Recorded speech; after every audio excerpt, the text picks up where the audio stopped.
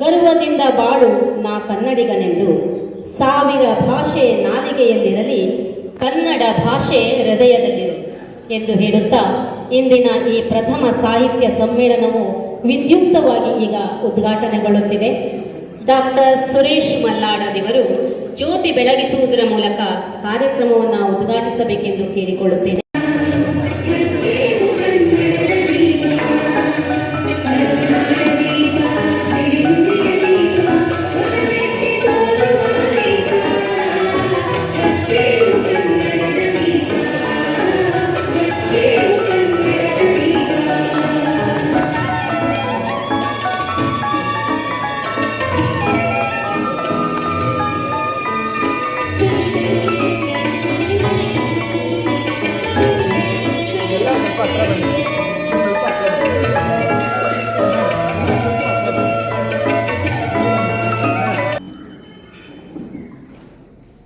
ನಮಿಸುವೆ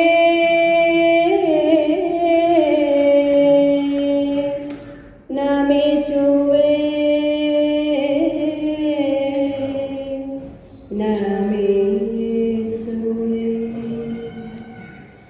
ನಮಿಸುವೆ ನಮಿಸುವೆ ಶ್ರೀ ಗಜವದನ ನಮಿಸುವೆ ನಮಿಸುವೆ ಶ್ರೀ ಗಜವದನ ಯಶವನು ನೀಡಿ ಹರಸುದಯಾಘನ ಯಶವನು ನೀಡಿ ಹರಸುದಯಾಘನ ನಮಿಸುವೆ ನಮಿಸುವೆ ಶ್ರೀ ಗಜವದನ ಆದಿ ಪೂಜಿತನಾಗಿ ಜಗದಾದಿ ವಂದ್ಯನೆ ಆದಿ ಪೂಜಿತನಾಗಿ ಜಗದಾದಿ ವಂದ್ಯನೆ ಭಕ್ತರು ನೆನೆವರು ಕಾರ್ಯಕ್ಕೆ ಮುನ್ನವೇ ಭಕ್ತರು ನೆನೆವರು ಕಾರ್ಯಕ್ಕೆ ಮುನ್ನವೇ ವರವಿಂದ ನೀ ಬಂದು ಅಭಯವ ನೀಡಲು ವರವಿಂದ ನೀ ಬಂದು ಅಭಯವ ನೀಡಲು ಸಕಲ ಜನರು ನಿನ್ನ ಲೀಲೆ ಸ್ಮರಿಪರು ಸಕಲ ಜನರು ನಿನ್ನ ಲೀಲೆ ಸ್ಮರಿಪರು ನಮಿಸುವೆ ನಮಿಸುವೆ ಶ್ರೀ ಗಜವದನ ನಮಿಸುವೆ ನಮಿಸುವೆ ಶ್ರೀ ಗಜವದನ ಕರಿವದನನೆ ಬುದ್ಧಿದಾಯಕನೆ ಕರಿವದನನೆ ಬುದ್ಧಿದಾಯಕನೆ ಕಾರ್ಯಕ್ಕೆ ಸಿದ್ಧಿ ನೀಡು ಸಿದ್ಧಿ ಗಣಪನೆ ಕಾರ್ಯ ನಿಜಮತನ ಪ್ರೀತಿಯಿಂದ ಭಕ್ತಿಯಿಂದ ಪ್ರಾರ್ಥಿಸಿದ ರಾಜೇಶ್ವರಿ ಅವರಿಗೆ ಧನ್ಯವಾದಗಳನ್ನು ಅರ್ಪಿಸುತ್ತಾ ಶ್ರೀಮತಿ ರೇಖಾ ಶಿವರಾಮ್ ಭಟ್ ಸಂಸ್ಥಾಪಕ ಅಧ್ಯಕ್ಷರು ವೇದಿಕೆಯಲ್ಲಿ ಆಸೀನರಾಗಬೇಕಾಗಿ ಕೇಳಿಕೊಳ್ಳುತ್ತೇನೆ. ಶ್ರೀಮತಿ ರೇಖಾ ಶಿವರಾಮ್ ಭಟ್.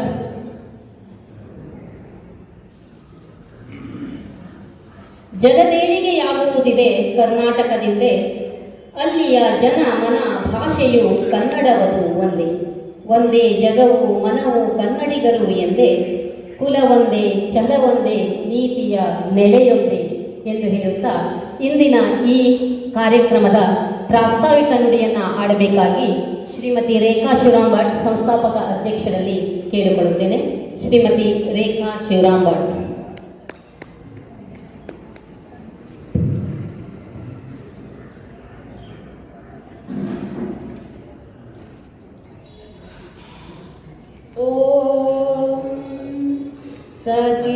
ಸಚಿದಾನಂದ ಪರಬ್ರಹ್ಮ ಪುರುಷೋತ್ತಮ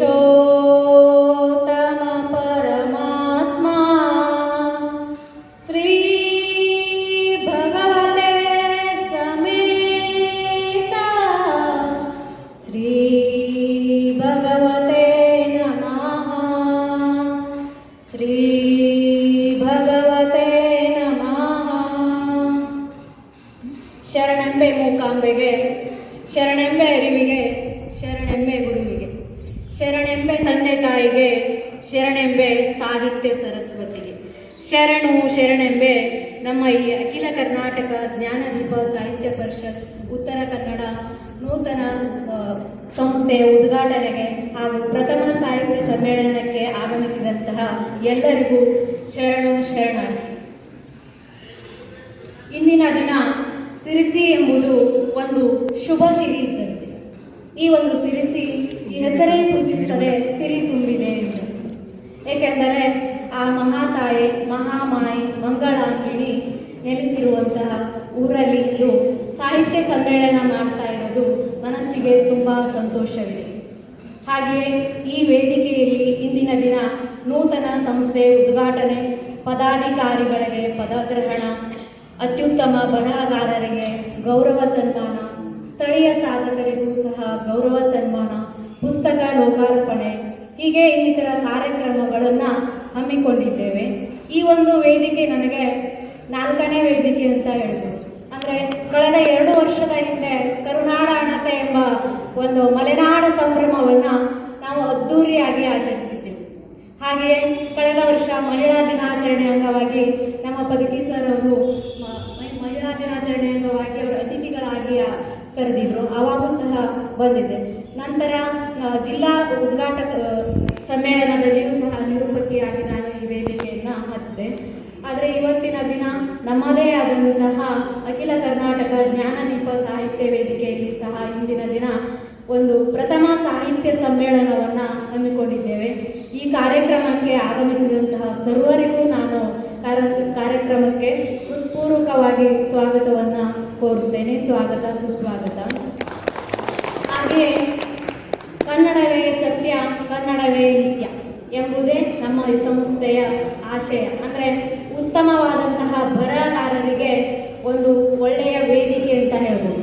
ಅಂದರೆ ಅವರು ತಮ್ಮ ಬರಹಗಳನ್ನು ಮುಕ್ತವಾಗಿ ಹಂಚಿಕೊಳ್ಳಲು, ಹಾಗೆ ಹೊಸ ವಿಚಾರಗಳನ್ನು ನಾವು ಸಹ ತಿಳಿದುಕೊಳ್ಳಲು ಇದೊಂದು ಮುಖ್ಯವಾದಂತಹ ವೇದಿಕೆಯಾಗಿದೆ ಅಂತಂದು ನಾನು ಹೇಳಲಿಕ್ಕೆ ಇಷ್ಟಪಡ್ತೇನೆ. ಹಾಗೆಯೇ ಸಾಹಿತ್ಯ ಅನ್ನುವಂಥದ್ದು ನಿಂತ ನೀರಾಗಬಾರದು, ಬದಲಾಗಿ ಇದೇನು ಹರಿಯುವಂತಹ ನೀರಾಗಬೇಕು. ಅಂದಾಗ ಮಾತ್ರ ಸಾಹಿತ್ಯ ನಿರಂತರವಾಗಿ ನಡೀತಾ ಹೋಗ್ತದೆ, ಕನ್ನಡನೂ ಸಹ ಉತ್ಕೃಷ್ಟವಾಗಿ ಬೆಳವಣಿಗೆ ಆಗ್ತಾ ಹೋಗ್ತದೆ ಎನ್ನುವುದೇ ನಮ್ಮ ಒಂದು ಆಶಯ. ಈಗ ಸಾಹಿತ್ಯ ಆಗಿರಲಿ, ಸಂಗೀತ ಆಗಿರಲಿ, ನೃತ್ಯ ಆಗಿರಲಿ, ಯಕ್ಷಗಾನ ಆಗಿರಲಿ, ಬೇರೆ ಯಾವುದೇ ಕ್ಷೇತ್ರವಾಗಿದೆ, ಇದು ಏನು ಅಂದರೆ ಯಾವಾಗಲೂ ಹೀಗೆ ನಡೀತಾ ಇರಬೇಕು. ಅಂದರೆ ನಾವು ಅರ್ಧಕ್ಕೆ ಯಾವುದಾದ್ರೂ ಒಂದು ಸಾಧನೆ ಹಂತಕ್ಕೆ ಹೊರಟಿದ್ದೇವೆ ಅಂದರೆ ಮಧ್ಯದಲ್ಲೇ ನಿಲ್ಲಿಸುವಂತಾಗಬಾರದು. ಅಂದರೆ ಯಾವುದೇ ಕ್ಷೇತ್ರ ಆಗಲಿ ಒಂದು ಮಹಾಸಾಗರವಾಗಿರ್ತದೆ. ಅದಕ್ಕೆ ನಾವು ಹಡಗು ಅಥವಾ ದೋಣಿಯನ್ನು ನಡೆಸುವವನೇ ಆ ಕ್ಷೇತ್ರದ ನಾಯಕರಾಗಿರ್ತಾರೆ.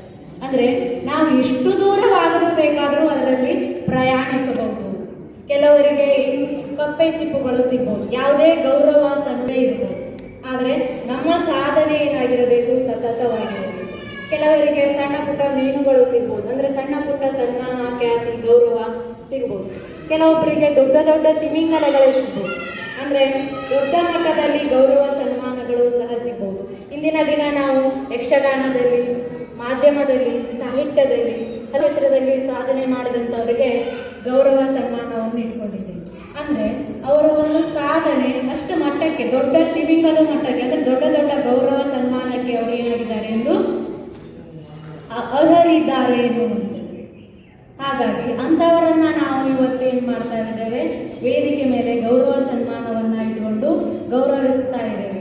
ಹಾಗೆಯೇ ಸೋಲೆ ಗೆಲುವಿನ ಸೋಪಾನ ಅಂತ ನಾವು ಎಷ್ಟೇ ನಮ್ಮ ಜೀವನದಲ್ಲಿ ಸೋಲು ನಡೀತದೆ ಅಂದರೆ ಆ ಸೋಲು ಹಲವಾರು ಯಾವುದಕ್ಕೆ ಜಯಕ್ಕೆ ಕಾರಣ ಅಂತ ಹೇಳ್ಬೋದು. ನಮ್ಮ ಸೋತೋತೇವೆ, ಬೇರೆಯವರು ನಮ್ಮ ಬಗ್ಗೆ ಮಾತಾಡ್ಕೊಳ್ತಾ ಇದ್ದಾರೆ, ಸಾಕು ಇದನ್ನು ಇಷ್ಟಕ್ಕೆ ನಿಲ್ಲಿಸ್ಬಿಡುವಂತಹ ಮನೋಭಾವನೆ ನಮ್ಮಲ್ಲಿರಬಾರ್ದು. ನಮ್ಮನ್ನು ತುಳಿಯುವಂತಹ ಜನಗಳು ತುಂಬ ಜನ ಇರ್ತಾರೆ. ಅವರನ್ನು ಮತ್ತಷ್ಟು ನಾವು ಗೌರವಿಸಿ ಮುಂದೆ ನಡೆದಾಗ ಅವರಿಗೆ ಒಂದಲ್ಲ ಒಂದು ದಿವಸ ಅರಿವಾಗ್ತದೆ, ನಾವು ಇವರನ್ನ ಈ ರೀತಿ ಕಂಡಿದ್ವಲ್ಲ, ಕಾಣಬಾರ್ದಿತ್ತಲ್ಲ, ಇವರು ಇದು ಒಂದು ದೇವರ ಸಮಾನಕ್ಕಾಗಿ ಹೋಗಿ ನಿಂತ್ಕೊಂಡ್ರಲ್ಲ ಅನ್ನುವಂಥದ್ದು ಅವ್ರ ಮನೋಭಾವನೆ ಬಂದಾಗ ಅವರೇ ಸಹ ಮುಜುಗರಕ್ಕೆ ಒಳಪಡ್ತಾರೆ. ಹಾಗೆ ಕನ್ನಡ ಅನ್ನುವಂಥದ್ದು ಕೆಲವೊಬ್ರು ಬಾಯಲ್ಲೆಲ್ಲ ಆಡ್ಕೊಳ್ತಾರೆ, ಕನ್ನಡ ನಶಿಸಿ ಹೋಗ್ತಾ ಇದೆ, ಕನ್ನಡ ಕಾಣೆ ಆಗ್ತಾ ಇದೆ ಅಂತ. ಆದರೆ ಆ ಕನ್ನಡ ಕಾಣೆ ಆಗ್ತಾ ಇದೆ ಅನ್ನೋದಕ್ಕೆ ನಾವೇ ಕಾರಣ ಎಂಬುದು ನಮಗೆ ಅರಿವಿರೋದಿಲ್ಲ. ಆದರೆ ಈ ಸಂದರ್ಭದಲ್ಲಿ ಒಂದು ಮಾತನ್ನು ಹೇಳೋದಕ್ಕೆ ಇಷ್ಟಪಡ್ತೇನೆ. ಕನ್ನಡ ಎನ್ನುವಂಥದ್ದು ಹೊಳೆಯುವ ವಜ್ರವಿದ್ದಂತೆ. ವಜ್ರ ಯಾವತ್ತಾದರೂ ತನ್ನ ಬೆಲೆಯನ್ನು ಕಳೆದುಕೊಂಡೋದು ನೋಡಿದ್ದೀರಾ? ತನ್ನ ಒಂದು ಗುಣತ್ವವನ್ನು ಕಳೆದುಕೊಂಡು ನೋಡಿದ್ದೀರಾ? ಅದು ಏನು ಹೊಳೆಯುವಂತಹ ನಕ್ಷತ್ರವಿದ್ದಂತೆ. ಅದೇ ರೀತಿಯಾಗಿ ಸಹ ಕನ್ನಡನೂ ಸಹ ಹೊಳೆಯುವ ರೀತಿಯಂತೆ. ಅಂದರೆ ನಾವು ಭಾರತೀಯರಾದಂತಹ ನಾವು ನಮ್ಮ ಒಂದು ಬೇರೆ ಸಂಸ್ಕೃತಿಯನ್ನು ಪ್ರೀತಿಸು, ನಮ್ಮ ಸಂಸ್ಕೃತಿಯಲ್ಲೇ ಜೀವಿಸು ಅನ್ನುವಂಥ ಮಾತನ್ನು ನೀವು ಕೇಳಿರ್ಬೋದು. ಅಂದರೆ ಭಾರತೀಯರಾದಂತಹ ನಾವು ಬೇರೆ ಬೇರೆ ಸಂಸ್ಕೃತಿ, ವಿಚಾರ, ಆಚಾರ ಇವುಗಳನ್ನೆಲ್ಲ ಪ್ರೀತಿಸಿದರೂ ಸಹ ನಮ್ಮ ಸಂಸ್ಕೃತಿಯಲ್ಲೇ ಜೀವಿಸಬೇಕು ಎನ್ನುವಂಥದ್ದು. ಯಾಕೆಂದರೆ ಈ ಸಣ್ಣ ಮಕ್ಕಳನ್ನು ನಾವು ಕಾಣ್ತೇವೆ. ಸಣ್ಣ ಮಕ್ಕಳು ಹುಟ್ಟಿದ ತಕ್ಷಣ ಅಮ್ಮ ಎನ್ನುವಂಥ ಪದವನ್ನು, ಅಂದರೆ ಕನ್ನಡತ್ವ ಏನು, ಆಕಾಶದಲ್ಲಿರುವ ನಕ್ಷತ್ರಗಳು ಯಾವ ರೀತಿಯಾಗಿ ಹೊಳಿತಾ ಇದ್ದಾವೆ, ಅದು ಒಂದು ಸರಿ ಬೆಳಕಿನ ವೇಳೆಯಲ್ಲಿ ಕಾಣದೇ ಇದ್ರೂ ಸಹ ಅದು ರಾತ್ರಿ ವೇಳೆಯಲ್ಲಿ ಎಷ್ಟು ಹೊಳಿತದೆ ಅನ್ನೋದನ್ನು ನಾವು ನೋಡ್ತಾ ಇರ್ತೇವೆ. ಹಾಗೆಯೇ ಸಾಹಿತ್ಯ ಏನೇ ಒಂದು ಅಡೆತಡೆಗಳನ್ನು ಕೊಂಡು ಅಂಜದೆ ಮುಂದೆ ಸಾಗುವಂತಹ ಗುರಿ ಇದ್ದರೆ ಪ್ರತಿಯೊಬ್ಬ ಮನುಷ್ಯನು ಯಶಸ್ವಿ ಹೊಂದಲು ಸಾಧ್ಯ ಎನ್ನುವಂತಹ ಮಾತು ನಿಜಕ್ಕೂ ಸತ್ಯ. ಏಕೆಂದರೆ ನಮ್ಮ ಜೀವನದಲ್ಲಿ ನಾವು ಮಾಡುವಂತಹ ಸಾಧನೆಗಳಲ್ಲಿ ಅಡೆತಡೆಗಳು ಬಂದೇ ಬರ್ತವೆ. ಆ ಅಡೆತಡೆಗಳನ್ನು ನಾವು ಮೆಟ್ಟಿ ನಿಂತು ಮುನ್ನಡೆದಾಗ, ಅಂದರೆ ಯಾವುದೇ ನಾವು ಒಂದು ಮಾರ್ಗದಲ್ಲಿ ಹೊರಟಾಗ ಸೋಲಾಗಿರಲಿ ಗೆಲುವಾಗಿರಲಿ ನಮ್ಮ ಜೀವನದಲ್ಲಿ ಬರ್ತಾ ಇದೆ. ಸೋತಾಗ ನಾವು ಮಾನಸಿಕವಾಗಿ ಕುಗ್ಗಿ ಹೋಗೋದು, ಗೆದ್ದಾಗ ಖುಷಿ ಪಡೋದು ಇದು ಇರಬಾರ್ದು. ಎರಡನ್ನ ನಾವು ಸಮಾನವಾಗಿ ತೆಗೆದುಕೊಂಡು ಹೋಗಬೇಕು. ಅಂದಾಗ ಮಾತ್ರ ನಮ್ಮ ಜೀವನ ಏನಾಗ್ತದೆ, ಹಸನಾಗಲು ಸಾಧ್ಯವಾಗ್ತದೆ. ಇಂದಿನ ದಿನ ನಾವು ಮೊದಲೇ ತಿಳಿಸಿದಂತೆ ನೂತನ ಸಂಸ್ಥೆ ಉದ್ಘಾಟನೆ, ಪದಾಧಿಕಾರಿಗಳಿಗೆ ಪದಗ್ರಹಣ, ಹಾಗೆ ಕವಿಗೋಷ್ಠಿ, ಪುಸ್ತಕ ಲೋಕಾರ್ಪಣೆ, ಸ್ಥಳೀಯ ಸಾಧಕರಿಗೆ ಸನ್ಮಾನ, ಹಾಗೆ ಅತ್ಯುತ್ತಮ ಬರಹಗಾರರಿಗೂ ಗೌರವ ಸನ್ಮಾನವನ್ನು ಇಟ್ಕೊಂಡಿದ್ದೇವೆ. ಎಲ್ಲರೂ ಈ ಕಾರ್ಯಕ್ರಮವನ್ನು ಸಂತೋಷವಾಗಿ ಆನಂದಿಸಿ ಹರಸಬೇಕೆಂದು ಕೇಳ್ಕೊಳ್ತೇನೆ. ಏಕೆಂದರೆ ಈ ಒಂದು ಸಂಸ್ಥೆಯಿಂದ ನಡೀತಾ ಇರೋದು ಇದು ಪ್ರಥಮ ಸಾಹಿತ್ಯ ಸಮ್ಮೇಳನ. ಇದರಲ್ಲಿ ಏನೇ ಒಂದು ಕುಂದುಕೊರತೆ ಬಂದರೂ ನೀವು ಸಂತೋಷವಾಗಿ ನಮಗೆ, ಅಂದರೆ ಮುಂದಿನ ದಿನಗಳಲ್ಲಿ ನಾವು ಇನ್ನಷ್ಟು ವ್ಯವಸ್ಥಿತವಾಗಿ ಇನ್ನಷ್ಟು ಉತ್ತಮವಾಗಿ ಕಾರ್ಯಕ್ರಮವನ್ನು ನಡೆಸಿಕೊಡ್ತೇವೆ ಎನ್ನುವುದನ್ನು ಈ ಸಂದರ್ಭದಲ್ಲಿ ನಿಮಗೆ ಭರವಸೆಯನ್ನು ನೀಡ್ತೇನೆ ಎಂದು ನನ್ನ ಪ್ರಾಸ್ತಾವಿಕ ನುಡಿಯನ್ನು ಮುಗಿಸುತ್ತೇನೆ. ಧನ್ಯವಾದ. ಶ್ರೀಮಾರಿಕೊಂಬಗೆ ನಮಿಸುತ್ತಾ ಗಣಪತಿ ಪ್ರಾರ್ಥನೆಯೊಂದಿಗೆ ಸ್ವಾಗತ ಶುರು ಮಾಡ್ತೇನೆ.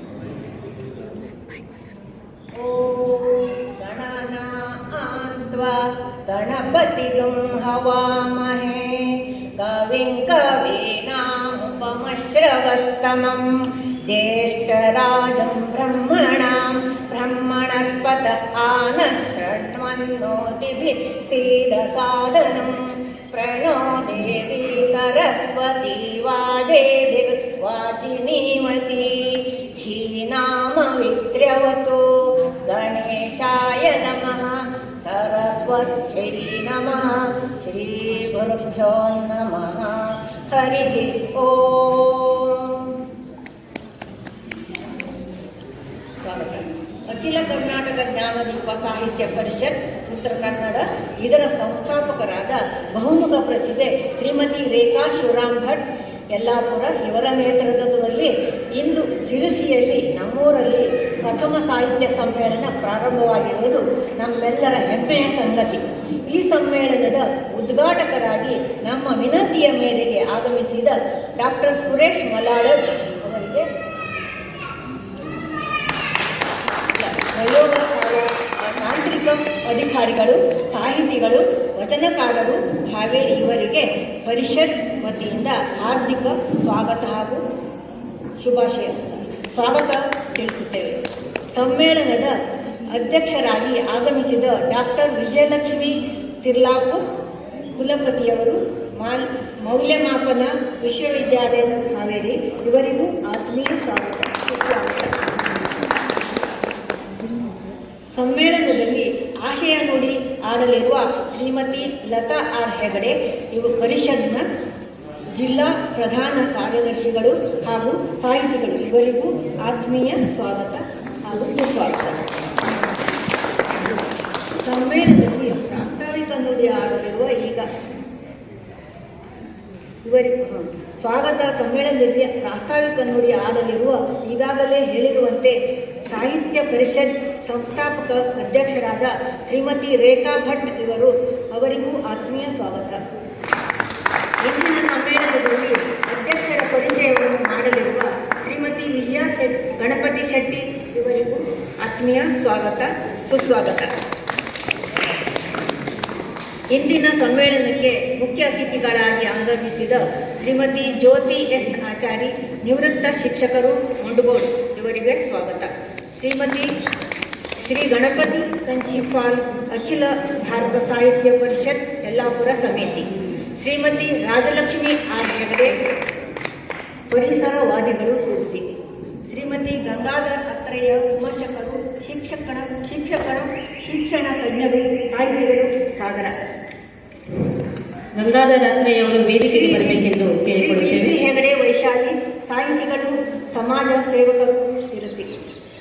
ಶ್ರೀ ಲಕ್ಷ್ಮೀನಾರಾಯಣ್ ರಾಮಚಂದ್ರ ಭಟ್ ತೆಪ್ಪ, ಆದರ್ಶ, ನಿವೃತ್ತ ಶಿಕ್ಷಕರು, ಸಾಹಿತಿಗಳು, ಲೇಖಕರು.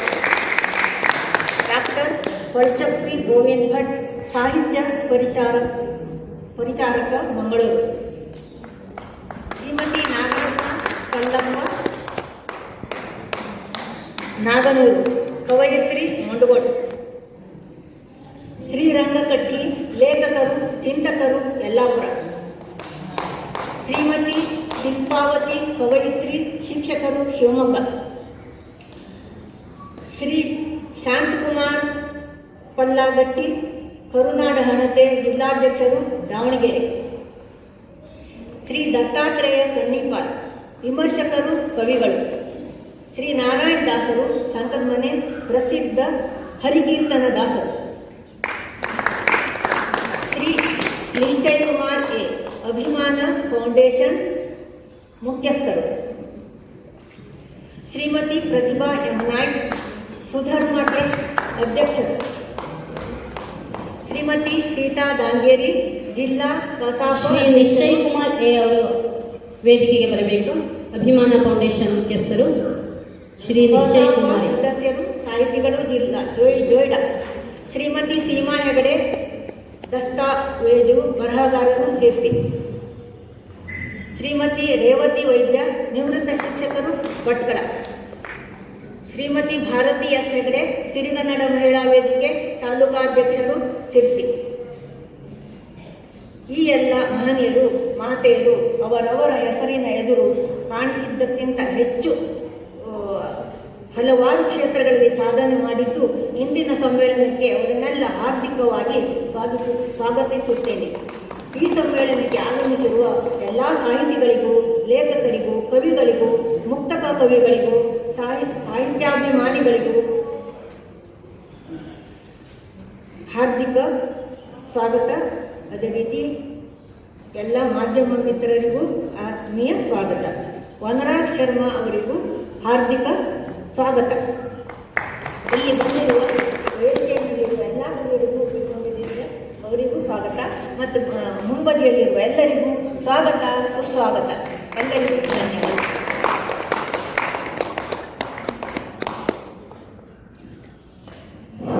ಶ್ರೀಮತಿ ಅಂಜನಾ ವೆಂಕಟೇಶ್ ಅವರು ವೇದಿಕೆಗೆ ಆಗಮಿಸಬೇಕೆಂದು ಕೇಳಿಕೊಳ್ಳುತ್ತಿದ್ದೇವೆ.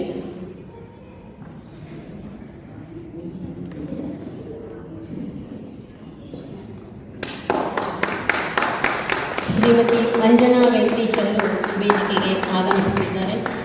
ಅವರಿಗೆ ವೇದಿಕೆಯ ಪರವಾಗಿ ಹೃತ್ಪೂರ್ವಕವಾದ ಸ್ವಾಗತ.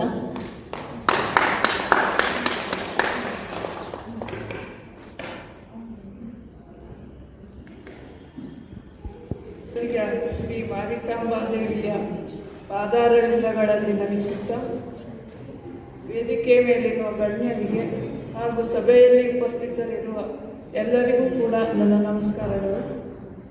ಇಂದು ನಾವು ಅಖಿಲ ಕರ್ನಾಟಕ ಜ್ಞಾನದೀಪ ಸಾಹಿತ್ಯ ಪರಿಷತ್ ಉತ್ತರ ಕನ್ನಡದ ಪ್ರಥಮ ಸಾಹಿತ್ಯ ಸಮ್ಮೇಳನವನ್ನು ಹಮ್ಮಿಕೊಂಡಿದ್ದೇವೆ. ನೂತನ ಸಂಸ್ಥೆ ಉದ್ಘಾಟನೆ ಪುಸ್ತಕ ಲೋಕಾರ್ಪಣೆ, ಕವಿಗೋಷ್ಠಿ, ಸ್ಥಳೀಯ ಸಾಧಕರಿಗೆ ಸನ್ಮಾನ, ಜಿಲ್ಲಾ ಪದಾಧಿಕಾರಿಗಳ ಪದಗ್ರಹಣ ಹಾಗೂ ಸ್ಪರ್ಧೆಯ ಅತ್ಯುತ್ತಮ ಬರಹಗಾರರಿಗೆ ಗೌರವ ಸನ್ಮಾನ ಸಮಾರಂಭ ನಡೆಯಲಿದೆ.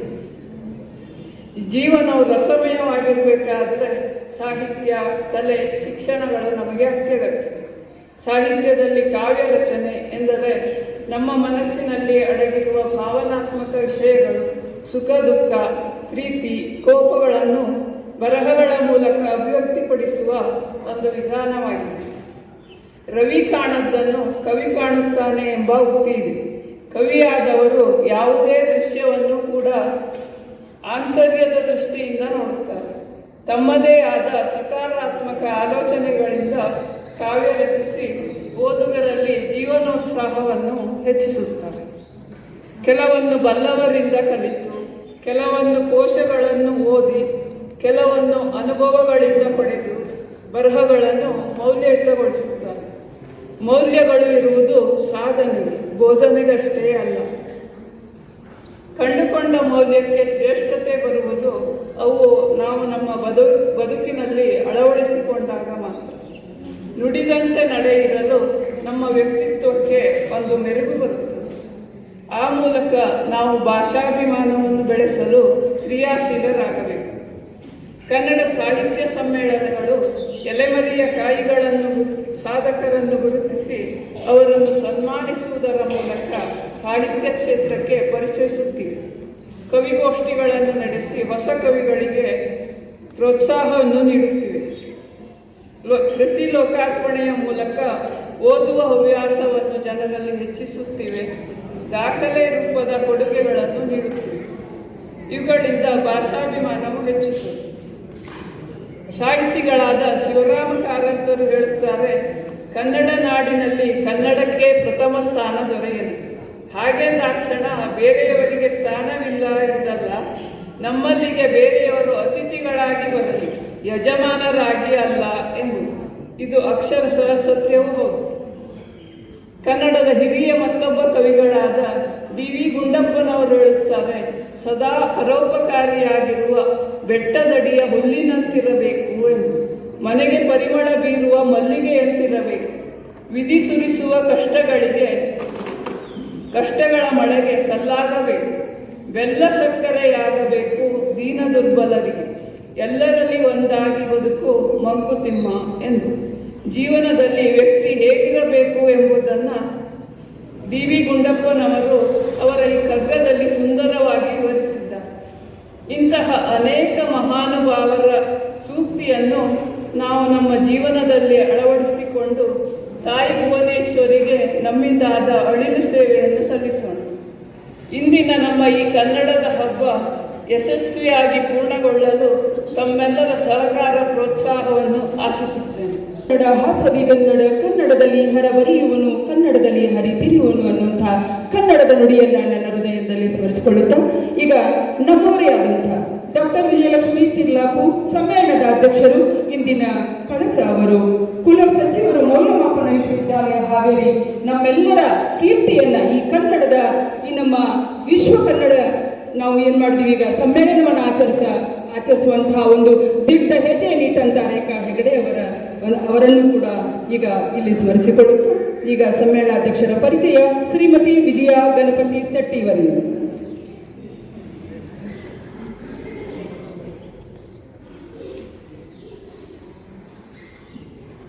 ಓಂ ಶ್ರೀ ಗುರುಭ್ಯೋ ನಮಃ.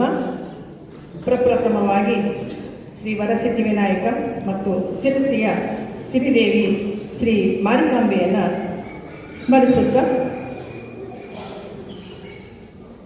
ವೇದಿಕೆಯ ಮೇಲಿರುವ ಇಂದಿನ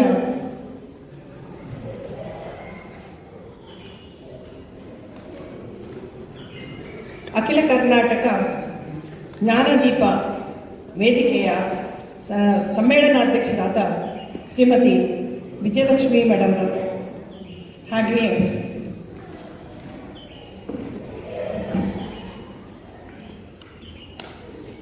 ಉದ್ಘಾಟಕರಾದ ಸುರೇಶ್ ಮಲ್ಲಾಪುರ ಅವರೇ, ಶ್ರೀಮತಿ ಲತಾ ರಾಯ್ ಹೆಗಡೆ ಇವರು ಕಾರ್ಯದರ್ಶಿಗಳೇ, ಹಾಗೆಯೇ ಇಂದಿನ ಈ ಒಂದು ಸಮ್ಮೇಳನದ ರೂವಾರಿಗಳಾದ ಮತ್ತು ಅಖಿಲ ಕರ್ನಾಟಕ ಜ್ಞಾನದೀಪ ವೇದಿಕೆಯ ಸಂಸ್ಥಾಪಕ ಅಧ್ಯಕ್ಷರಾದ ಶ್ರೀಮತಿ ರೇಖಾ ಶಿವರಾಮ್ ಭಟ್ರವರೇ, ಮತ್ತು ಕವಿ ಮನಸ್ಸುಗಳ ಈ ಒಂದು ಮುಖ್ಯ ಅತಿಥಿಗಳೇ, ನಿಮಗೆಲ್ಲರಿಗೂ ಕೂಡ ತುಂಬ ಹೃದಯದ ಸ್ವಾಗತವನ್ನು ಕೋರುತ್ತಾ, ಇಂದು ನನಗೆ ಇದೊಂದು ದೊಡ್ಡ ಸೌಭಾಗ್ಯ ಸಿಕ್ಕಿದೆ. ಇವತ್ತು ಸಮ್ಮೇಳನಾಧ್ಯಕ್ಷರು ಇವರು ಬಹುಮುಖ ಪ್ರತಿಭೆಯ ಸಮ್ಮೇಳನ ಅಧ್ಯಕ್ಷರು ನಮಗೆ ದೊರೆತಿದ್ದಾರೆ. ಇವರನ್ನು ಸ್ವಾಗತಿಸುವುದು ನನ್ನ ಒಂದು ಅಹೋಭಾಗ್ಯ ಅಂದುಕೊಳ್ಳುತ್ತೇನೆ. ಹಾಗೆಯೇ ಸಾಧಕರ ಸಾಧನೆಯ ಪುಟಗಳನ್ನು ತಿರುವಿದಾಗ, ಕೇಳಿದಾಗ ನಮಗೆಲ್ಲ ಅದು ಒಂದು ಪ್ರೇರಣೆಯಾಗ್ತದೆ ಅನ್ನೋದು ನನ್ನ ಮನದ ಭಾವನೆ. ಡಾಕ್ಟರ್ ವಿಜಯಲಕ್ಷ್ಮಿ ಅವರು ಮೂಲತಃ ಹಾವೇರಿ ಜಿಲ್ಲೆಯ ಸಿಗ್ಗಾವಿಯವರು. ಶರಣ ದಂಪತಿಗಳಾದ ಶ್ರೇಷ್ಠ ಶಿಕ್ಷಕರಾದ ಮಲ್ಲಪ್ಪನವರು ಮತ್ತು ಸರೋಜಿನಿಯವರ ಪುತ್ರಿ.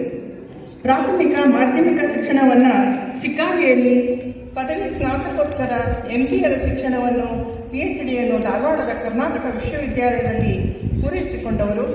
ನಂತರ 3 ದಶಕಗಳವರೆಗೆ ಬೆಳಗಾವಿ ಮರಾಠ ಮಂಡಳ ಪದವಿ ಮಹಾವಿದ್ಯಾಲಯ ಖಾನಾಪುರಗಳಲ್ಲಿ ಇಂಗ್ಲಿಷ್ ವಿಭಾಗದ ಮುಖ್ಯಸ್ಥರಾಗಿ ಸೇವೆ ಸಲ್ಲಿಸಿ ಇದೀಗ ಹಾವೇರಿ ವಿಶ್ವವಿದ್ಯಾಲಯದ ಕುಲಸಚಿವರು, ಮೌಲ್ಯಮಾಪನ ಹಾಗೂ ಪ್ರಭಾರಿ ಕುಲಪತಿಗಳಾಗಿ ಸೇವೆ ಸಲ್ಲಿಸುತ್ತಿದ್ದಾರೆ.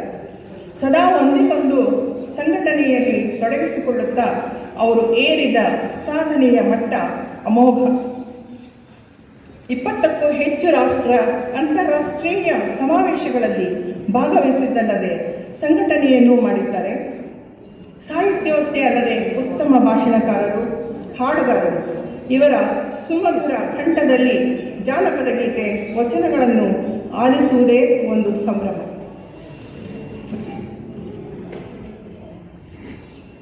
ಬಹುಮುಖ ಪ್ರತಿಭೆಯ ಡಾಕ್ಟರ್ ವಿಜಯಲಕ್ಷ್ಮಿಯವರು ಚಿಕ್ಕಂದಿನಿಂದಲೂ ಕ್ರಿಯಾಶೀಲರು.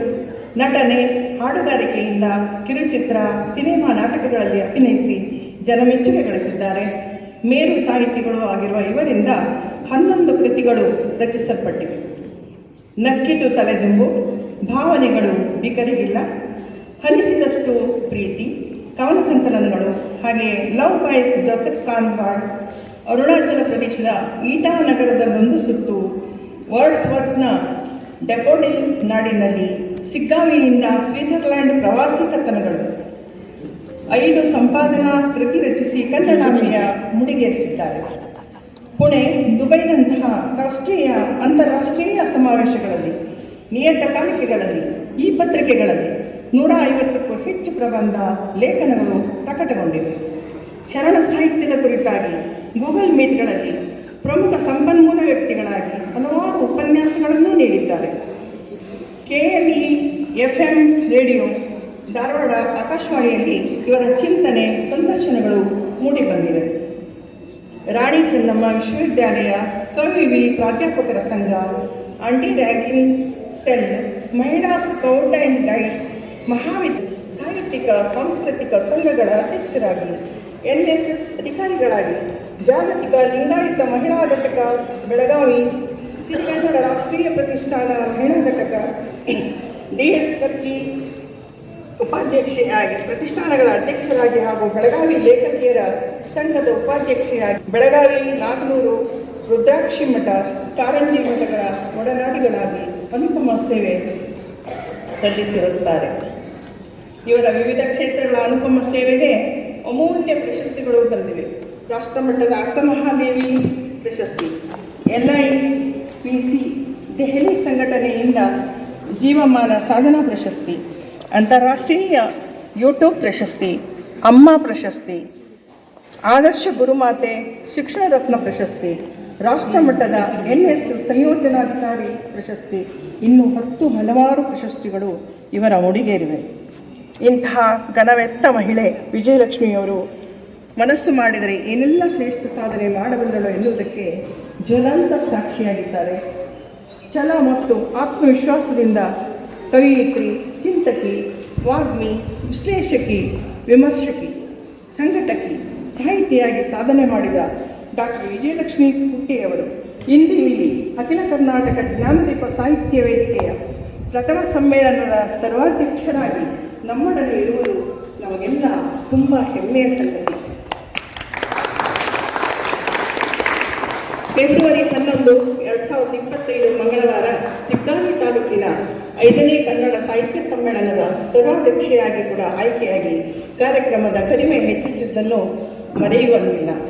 ಇಷ್ಟಿತ್ತು ಯಾವುದೇ ಹಮ್ಮೊಮ್ಮೆಲ್ಲದ ನಗು ಮೊಗದ ಸ್ನೇಹಮಯಿ ಡಾಕ್ಟರ್ ವಿಜಯಲಕ್ಷ್ಮಿಯವರನ್ನು ಕಂಡಾಗ ನನಗೆ ನೆನಪಾಗಿದ್ದು ರಾಷ್ಟ್ರಕವಿ GS ಶಿವರುದ್ರಪ್ಪನವರ ಸುಂದರ ಕವನದ ಅರ್ಥಪೂರ್ಣ ಸಾಲುಗಳು. ಆಕಾಶದ ನೀಲಿಯಲ್ಲಿ ಚಂದ್ರ ತಾರೆ ತೊಟ್ಟಿಲಲ್ಲಿ, ಆಕಾಶದ ನೀಲಿಯಲ್ಲಿ ಚಂದ್ರ ತಾರೆ ತೊಟ್ಟಿಲಲ್ಲಿ ಬೆಳಕ ನಿಟ್ಟು ತೂಗಿದಾಕೆ ನಿನಗೆ ಬೇರೆ ಹೆಸರು ಬೇಕೆ, ಬೆಳಕ ನಿಟ್ಟು ತೂಗಿದಾಕೆ ನಿನಗೆ ಬೇರೆ ಹೆಸರು ಬೇಕೆ. ಸ್ತ್ರೀ ಎಂದರೆ ಅಷ್ಟೇ ಸಾಕೆ, ಸ್ತ್ರೀ ಅಂದರೆ ಅಷ್ಟೇ ಸಾಕೆ. ಅಮೋಘ ಸಾಧಕರ ಬಗ್ಗೆ ಹೇಳುವುದು ನನ್ನ ಅಹೋಭಾಗ್ಯ. ಅವಕಾಶದಿಂದ ಧನ್ಯನಾಗಿದ್ದೇನೆ. ಇಲ್ಲಿಗೆ ನಮ್ಮ ಹೆಮ್ಮೆಯ ಸರ್ವಾಧ್ಯಕ್ಷರ ಪರಿಚಯದ ನುಡಿಗೆ ವಿರಾಮ ನೀಡುತ್ತಿದ್ದೇನೆ. ಕನ್ನಡಕ್ಕಾಗಿ ಕೈ ಎತ್ತೋಣ, ಕನ್ನಡಕ್ಕಾಗಿ ದನಿ ಎತ್ತೋಣ. ಜೈ ಕನ್ನಡಾಂಬೆ. ಹೆಣ್ಣು ಮಕ್ಕಳು ನಮಗೆ ಪುಣ್ಯದ ಫಲ ತಾಯಿ, ಹೆಣ್ಣು ಸಣ್ಣವಳು ಒಳಗಿರಲು ಪಣ್ಣಿನ ಆಸೆ ನಮಗೆ ಆಗ, ಚಿನ್ನಾಭರಣ ತೊಟ್ಟು ಮೆರೆಯುವ ನಮಗೆ ಆಗ ಅಂತ ಹೇಳ್ತಾ, ಹೆಣ್ಣು ಪಾರ್ವತಿಯಾಗಿ ಪರಮೇಶ್ವರಿಯಾಗಿ ಜಗನ್ಮಾತೆಯಾಗಿ ಜಗಜ್ಜನನಿಯಾಗಿ ನಮ್ಮ ಮುಂದಿದ್ದಾಳೆ. ಅಂತಹ ಪರಬ್ರಹ್ಮ ಸ್ವರೂಪಿಣಿಯಾದಂಥ ಹೆಣ್ಣಿನ ದಿನವನ್ನು ನಾವೆಲ್ಲರೂ ಕೂಡ ನಿನ್ನೆ ವಿಶ್ವ ಮಹಿಳಾ ದಿನಾಚರಣೆಯನ್ನು ಆಚರಿಸಿದ್ವಿ. ತದನಿಮಿತ್ತ ನಮ್ಮ ವಿಜಯಲಕ್ಷ್ಮಿ ಪುಟ್ಟಿಯವರಿಗೆ ಇಂತಹ ಗೌರವ ಸಲ್ತಾ ಇರೋದು ನನಗೆ ತುಂಬ ಸಂತೋಷ. ನಮ್ಮ ಬೆಳಗಾವಿಯಾದಂಥ ವಿಜಯಲಕ್ಷ್ಮಿ ಪುಟ್ಟಿಯವರನ್ನ ಈಗ ವಿಶ್ವ ಮಹಿಳಾ ದಿನಾಚರಣೆಯ ನಿಮಿತ್ತ ನಾವು ಗೌರವಿಸ್ತಾ ಇದ್ದೇವೆ. ಅದೇ ರೀತಿಯಾಗಿ ಇವರ ಪರಿಚಯವನ್ನು ಹೇಳಿದಂಥ ಗಣಪತಿ ಶೆಟ್ಟಿ ಇವರಿಗೆ ಧನ್ಯವಾದಗಳನ್ನು ಹೇಳ್ತಾ, ವಿಜಯ ಗಣಪತಿ ಶೆಟ್ಟಿ ಇವರಿಗೆ ಧನ್ಯವಾದಗಳನ್ನು ಹೇಳ್ತಾ, ಈಗ ನಮ್ಮ ಕಾರ್ಯಕ್ರಮಕ್ಕೆ ಆಗಮಿಸಿದಂಥ ಶ್ರೀ ಶಾಂತಕುಮಾರ್ ಪಲ್ಲಾಗಟ್ಟಿ ಕರುನಾಡ ಗಣ್ಯರನ್ನ ನೆನೆಯುತ್ತಾ, ಹಾಗೆ ವೇದಿಕೆಯ ಮುಂಭಾಗದಲ್ಲಿರುವ ಸಾಹಿತ್ಯ ಅಭಿಮಾನಿಗಳನ್ನು ನೆನೆಯುತ್ತಾ, ಈ ದಿನ ಒಂದು ಅದ್ಭುತ ಮತ್ತು ಸುಂದರ ಕಾರ್ಯಕ್ರಮ ಇತ್ತು. ಆ್ಯಕ್ಚುಲಿ ನಿನ್ನೆಯೂ ಕೂಡ ವಿಶ್ವ ಮಹಿಳಾ ದಿನ ಆಚರಣೆ ಮಾಡಿದ್ದಾರೆ. ವಿಶ್ವಕ್ಕೆ ಈ ಭೂಮಿಗೆ ಅಂತಲೇ ಹೇಳ್ಬೋದು, ಮಹಿಳೆ ಸೃಷ್ಟಿಕರ್ತ ಎಷ್ಟು ಮುಖ್ಯನೋ ಹಾಗೆಯೇ ಮಹಿಳೆ ಕೂಡ ಸೃಷ್ಟಿಕರ್ತಳ ಸ್ಥಾನದಲ್ಲಿ ಇದ್ದಾಳೆ. ಅವಳನ್ನು ನೆನೆದು ನಿನ್ನೆ ಎಲ್ಲರೂ ಕೂಡ ಮಹಿಳಾ ದಿನವನ್ನು ಆಚರಣೆ ಮಾಡಿದ್ದಾರೆ. ಈ ದಿನ ಕಾರ್ಯಕ್ರಮದ ಸಮ್ಮೇಳನಾಧ್ಯಕ್ಷ ಕೂಡ ಮಹಿಳೆನೇ ಕೂಡ. ಇತ್ತೀಚಿನ ದಿನಗಳಲ್ಲಿ ಎಲ್ಲ ರಂಗದಲ್ಲಿ ಮಹಿಳೆ ಕೂಡ ತನ್ನ ಛಾಪನ್ನು ಮೂಡಿಸುವುದರೊಂದಿಗೆ ನಾನು ಕೂಡ ಯಾರಿಗೂ ಕಡಿಮೆ ಇಲ್ಲ ಎನ್ನುವಂತೆ ಜ್ಞಾನ ಕ್ಷೇತ್ರ ಆಗಿರ್ಬೋದು, ವಿಜ್ಞಾನ ಕ್ಷೇತ್ರ ಆಗಿರ್ಬೋದು, ಸಾಹಿತ್ಯ ಕ್ಷೇತ್ರ ಆಗಿರ್ಬೋದು, ಯಾವುದೇ ಕ್ಷೇತ್ರದಲ್ಲಿ ಮಹಿಳೆ ತನ್ನ ಛಾಪನ್ನು ಮೂಡಿಸ್ತಾ ಇದ್ದಾಳೆ. ಹಾಗಾಗಿ ಮಹಿಳೆಯನ್ನು ಅತ್ಯಂತ ಗೌರವಯುತವಾಗಿ ನೀವು ನೆನೆಯಲೇಬೇಕು. ಮಹಿಳಾ ದಿನ ಆಗಿರೋದ್ರಿಂದ ಅದರ ಬಗ್ಗೆ ಸ್ವಲ್ಪ ಜಾಸ್ತಿ ಎಲ್ಲರದು ಮಾತು ಇದ್ದೇ ಇರುತ್ತೆ. ಒಂದು ಮಾತನ್ನು ಎಲ್ಲರಿಗೂ ಹೇಳಿ ಮುಂದೆ ಬರುತ್ತೀನಿ. ಈಗ ಅವಕಾಶ ಸಿಗೋದು ತುಂಬ ಕಡಿಮೆ. ಯಾವುದಕ್ಕೆ ಅಂದರೆ ನಮ್ಮ ಆರೋಗ್ಯ ಕಾಪಾಡ್ಕೊಳ್ಳೋಕ್ಕೆ. ಚಪ್ಪಾಳೆ ಹೊಡೆಯುವುದರಿಂದ 106 ಕಾಯಿಲೆಗಳು ನಮ್ಮಿಂದ ದೂರ ಇರ್ತವೆ ಅನ್ನೋದು ವಿಜ್ಞಾನದ ಮಾತು. ಹಾಗಾಗಿ ಅವಕಾಶ ಸಿಕ್ಕಾಗಿಲ್ಲ ಈಗ ಚಪ್ಪಾಳೆ ಹೊಡೆಯೋದು, ನಗೆ ಕೂಟ ಇವೆಲ್ಲ ಕೂಟಗಳು ಮಾಡ್ತಾ ಇದ್ದಾರೆ. ಅದೇ ರೀತಿ ಹೆಣ್ಮಕ್ಳಾಗಲಿ ಹೊರಗೆ ಬರೋದು ಕಡಿಮೆ. ಈಗ ಬಂದಿರೋರಿಗೆ ಅವಕಾಶ ಸಿಕ್ಕಾಗೆ ಚಪ್ಪಾಳೆ ಹೊಡೆದಾಗ ಎಷ್ಟು ಸಾಧ್ಯನೇ ಅಷ್ಟು ಹೊಡೀರಿ. ಚಪ್ಪಾಳೆ ಹೊಡೆದಾಗ ನಿಮ್ಮ ಆರೋಗ್ಯ ಸುಧಾರಿಸುತ್ತೆ. 106 ಕಾಯಿಲೆಗಳು ನಮ್ಮಿಂದ ದೂರ ಇರ್ತವೆ ಅನ್ನೋದು ವಿಜ್ಞಾನಿಗಳ ಮಾತು. ಹಾಗಾಗಿ ಅವಕಾಶ ಸಿಕ್ಕಾಗೆಲ್ಲ ಚಪ್ಪಾಳೆ ಹೊಡಿರಿ, ನಿಮ್ಮ ಆರೋಗ್ಯವನ್ನು ಕಾಪಾಡಿಕೊಳ್ಳ್ರಿ ಅಂತ ಹೇಳೋ ಮುಖಾಂತರ ನಿನ್ನೆ ನಾನು ವಿಶ್ವ ಮಹಿಳಾ ದಿನಾಚರಣೆಯ ಕುರಿತು ಒಂದು ಕವನವನ್ನು ಬರೆದು ಎಲ್ಲ ಕಡೆ ಹರಿಬಿಟ್ಟಿದ್ದೆ. ಅಂದರೆ ಸಾಹಿತ್ಯ ಬಳಗಗಳಲ್ಲಿ ಎಲ್ಲ ಹೆಣ್ಮಕ್ಕಳು ಖುಷಿಯಿಂದ ರಿಪ್ಲೈ ಮಾಡಿದ್ದಾರೆ. ಯಾಕಂದರೆ ಹೆಣ್ಣು ಮಕ್ಕಳ ಕೆಲಸವನ್ನ ಎಷ್ಟೇ ಹೊಗಳಿದರೂ ಯಾವ ಪದ ಬಳಸಿದ್ರು ತುಂಬ ಕಡಿಮೆನೆ. ಹೇಳಿದ್ದಾರೆ ಕ್ಷಮಾ ಧರಿಯತ್ರಿ ಅಂತೇಳಿ, ಅದು ನಿಜ ಕೂಡ. ಹೆಣ್ಣು ಅಬಲೆಯಲ್ಲ, ಈಗವಳು ಸಬಲೆ. ಹೆಣ್ಣು ಅಬಲೆಯಲ್ಲ, ಈಗವಳು ಸಬಲೆ. ಕೆಟ್ಟ ದೃಷ್ಟಿ ತಗುಲದಿರಲೆಂದು ಹಿರಿಕರು ಕುಟುಂಬ ಗೌರವದ ಸಂಕೇತದಂತಿದ್ದ, ಭಾರತೀಯ ಸಂಸ್ಕೃತಿಯ ದ್ಯೋತಕದಂತಿದ್ದ ಹೆಂಗಳೆಯರನ್ನ ಹೊರಸಲು ದಾಟಲು ಬಿಡುತ್ತಿರಲಿಲ್ಲ ಆಗಿನ ಕಾಲ. ಗೊತ್ತಿಲ್ಲ ನಮ್ಮ ಸಂಸ್ಕೃತಿ ಅಂದ್ರೆ ಏನು, ಹೆಣ್ಮಕ್ಳೆಲ್ಲ ಇರುತ್ತ ಸಂಸ್ಕೃತಿ. ಹೊರಸಲು ಗೊತ್ತು. ಹೊರಸಲು ಅಂತಾರೆ, ಬಾಗಿಲು ಅಂತಾರೆ, ಕೆಲವೊಂದು ಕಡೆ ಒಂದು ಪದ ಬಳಸ್ತಾರೆ, ಲಕ್ಷ್ಮಣ ರೇಖೆ ಅಂತೀರಿ, ಹೌದಾ? ಆ ಹೊರಸಲು ತಡದಿಂದ ಹಿರಿಕರು ಅಂದ್ರೆ ನಿರ್ಬಂಧಿಸ್ತಾ ಇದ್ರು. ಯಾವುದಕ್ಕೆ ಅನ್ನೋದು ಗೊತ್ತಲ್ಲ, ನಮ್ಮ ಸಂಸ್ಕೃತಿ ಹಾಳಾಗೋದು, ಕೆಟ್ಟ ದೃಷ್ಟಿ ಅವ್ರ ಮೇಲೆ ಬೀಳಬಾರ್ದು ಅನ್ನೋದಕ್ಕೆ. ಅಂತೂ ಇತ್ತೀಚೆಗೆ ಹೊರಗಡಿ ಇಡಲು, ತಲೆ ತುಂಬ ಸೆರಗ ಹೊತ್ತು, ಮೈ ಒಳಸುತ್ತ ಗುವಿಗಿಳಿಯಲೆಂದು ಅಂದ್ರೆ ಬಾಡಿ ಒಳನುಷ್ಟ ಗುವಿಗಿಳಿಯಲೆಂದು ಕಾಲು ಬೆರಳಿಗೆ ಬೆಳ್ಳಿ ಉಂಗರವಿರಿಸಿ ಸೂರ್ಯಾಸ್ತದೊಳಗೆ ಹೊಸ್ತಿನ ಒಳಗಿರುತ್ತಿದ್ದಳು ಗೌರವ ಕೀರ್ತಿ ಉಳಿಸಲು. ಕಾಲ ಬದಲಾಗಿದೆ.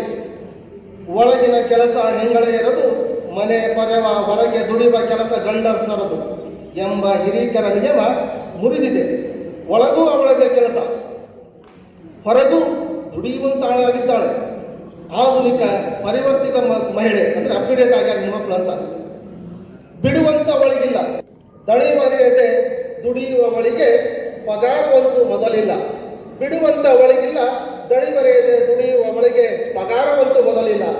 ಹಲವು ಭಾರ ಹೊತ್ತವಳಿಗೆ ಕ್ಷಮಯ ಧರಿತ್ರಿ ಎಂದರೂ ಕಡಿಮೆ ಇಲ್ಲ. ಅದಕ್ಕೆ ಅಲ್ಲವೇ ಹೊತ್ತಿಗೆಗೆ ಬರುವವರೆಗೂ ತಾಳುವೆನೆಂದು ಸ್ಥಿರವಾಗಿ ಕೊರಳೊಡ್ಡಿ ತಾಳಿಸಿ ಕಟ್ಟಿಸಿಕೊಂಡ ಮಹಾತಾಯಿ ಇವಳು.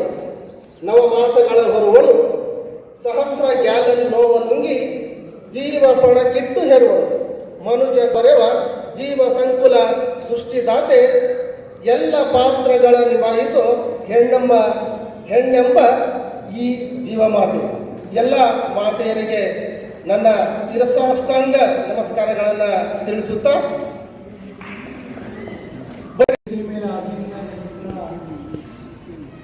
ಎಲ್ಲ ಸುಸಂಸ್ಕೃತರೇ, ಮಾನ್ಯರೇ, ಅಭಿಮಾನಿಗಳೇ ಮತ್ತು ವೇದಿಕೆಯ ಮುಂದೆ ಆಸೀನರಾಗಿರುವಂಥ ಮಹನೀಯರೇ, ಮಹಿಳೆಯರು, ಇವತ್ತಿನ ದಿವಸ ಈ ಕರ್ನಾಟಕ ಜ್ಞಾನದೀಪ ಸಾಹಿತ್ಯ ಪರಿಷತ್ತು ಇದರ ಉದ್ಘಾಟನೆ ಕಾಣಿಸ್ತದೆ. ಪ್ರಥಮ ಸಾಹಿತ್ಯ ಸಮ್ಮೇಳನ. ಈ ಸಾಹಿತ್ಯ ಸಮ್ಮೇಳನಕ್ಕೆ ಬರಬೇಕು ಅಂತೇಳಿ ನನಗೊಂದು ಆಮಂತ್ರಿಸಿದವರು ಶ್ರೀಮತಿ ಸರೋಜಿನಿ ಹೆಗಡೆಯವರು ಮತ್ತು CS ಹೆಗಡೆಯವರು.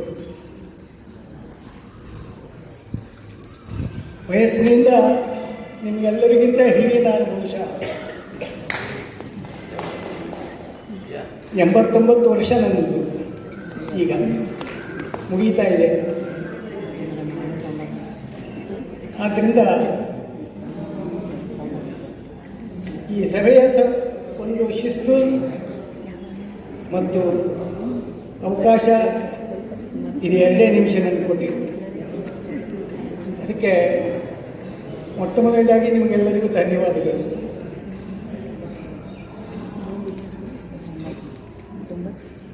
ನಾವೆಲ್ಲ ಇಲ್ಲಿ ಬಂದದ್ದು ಕನ್ನಡದ ದೀಪವನ್ನು ಹಚ್ಚಲಿಕ್ಕಾಗಿ. ಹಚ್ಚೇವು ಕನ್ನಡದ ದೀಪ ಅಂತೇಳಿ ಪ್ರಾರಂಭದಲ್ಲೇ ಹೇಳ್ತೀವಿ.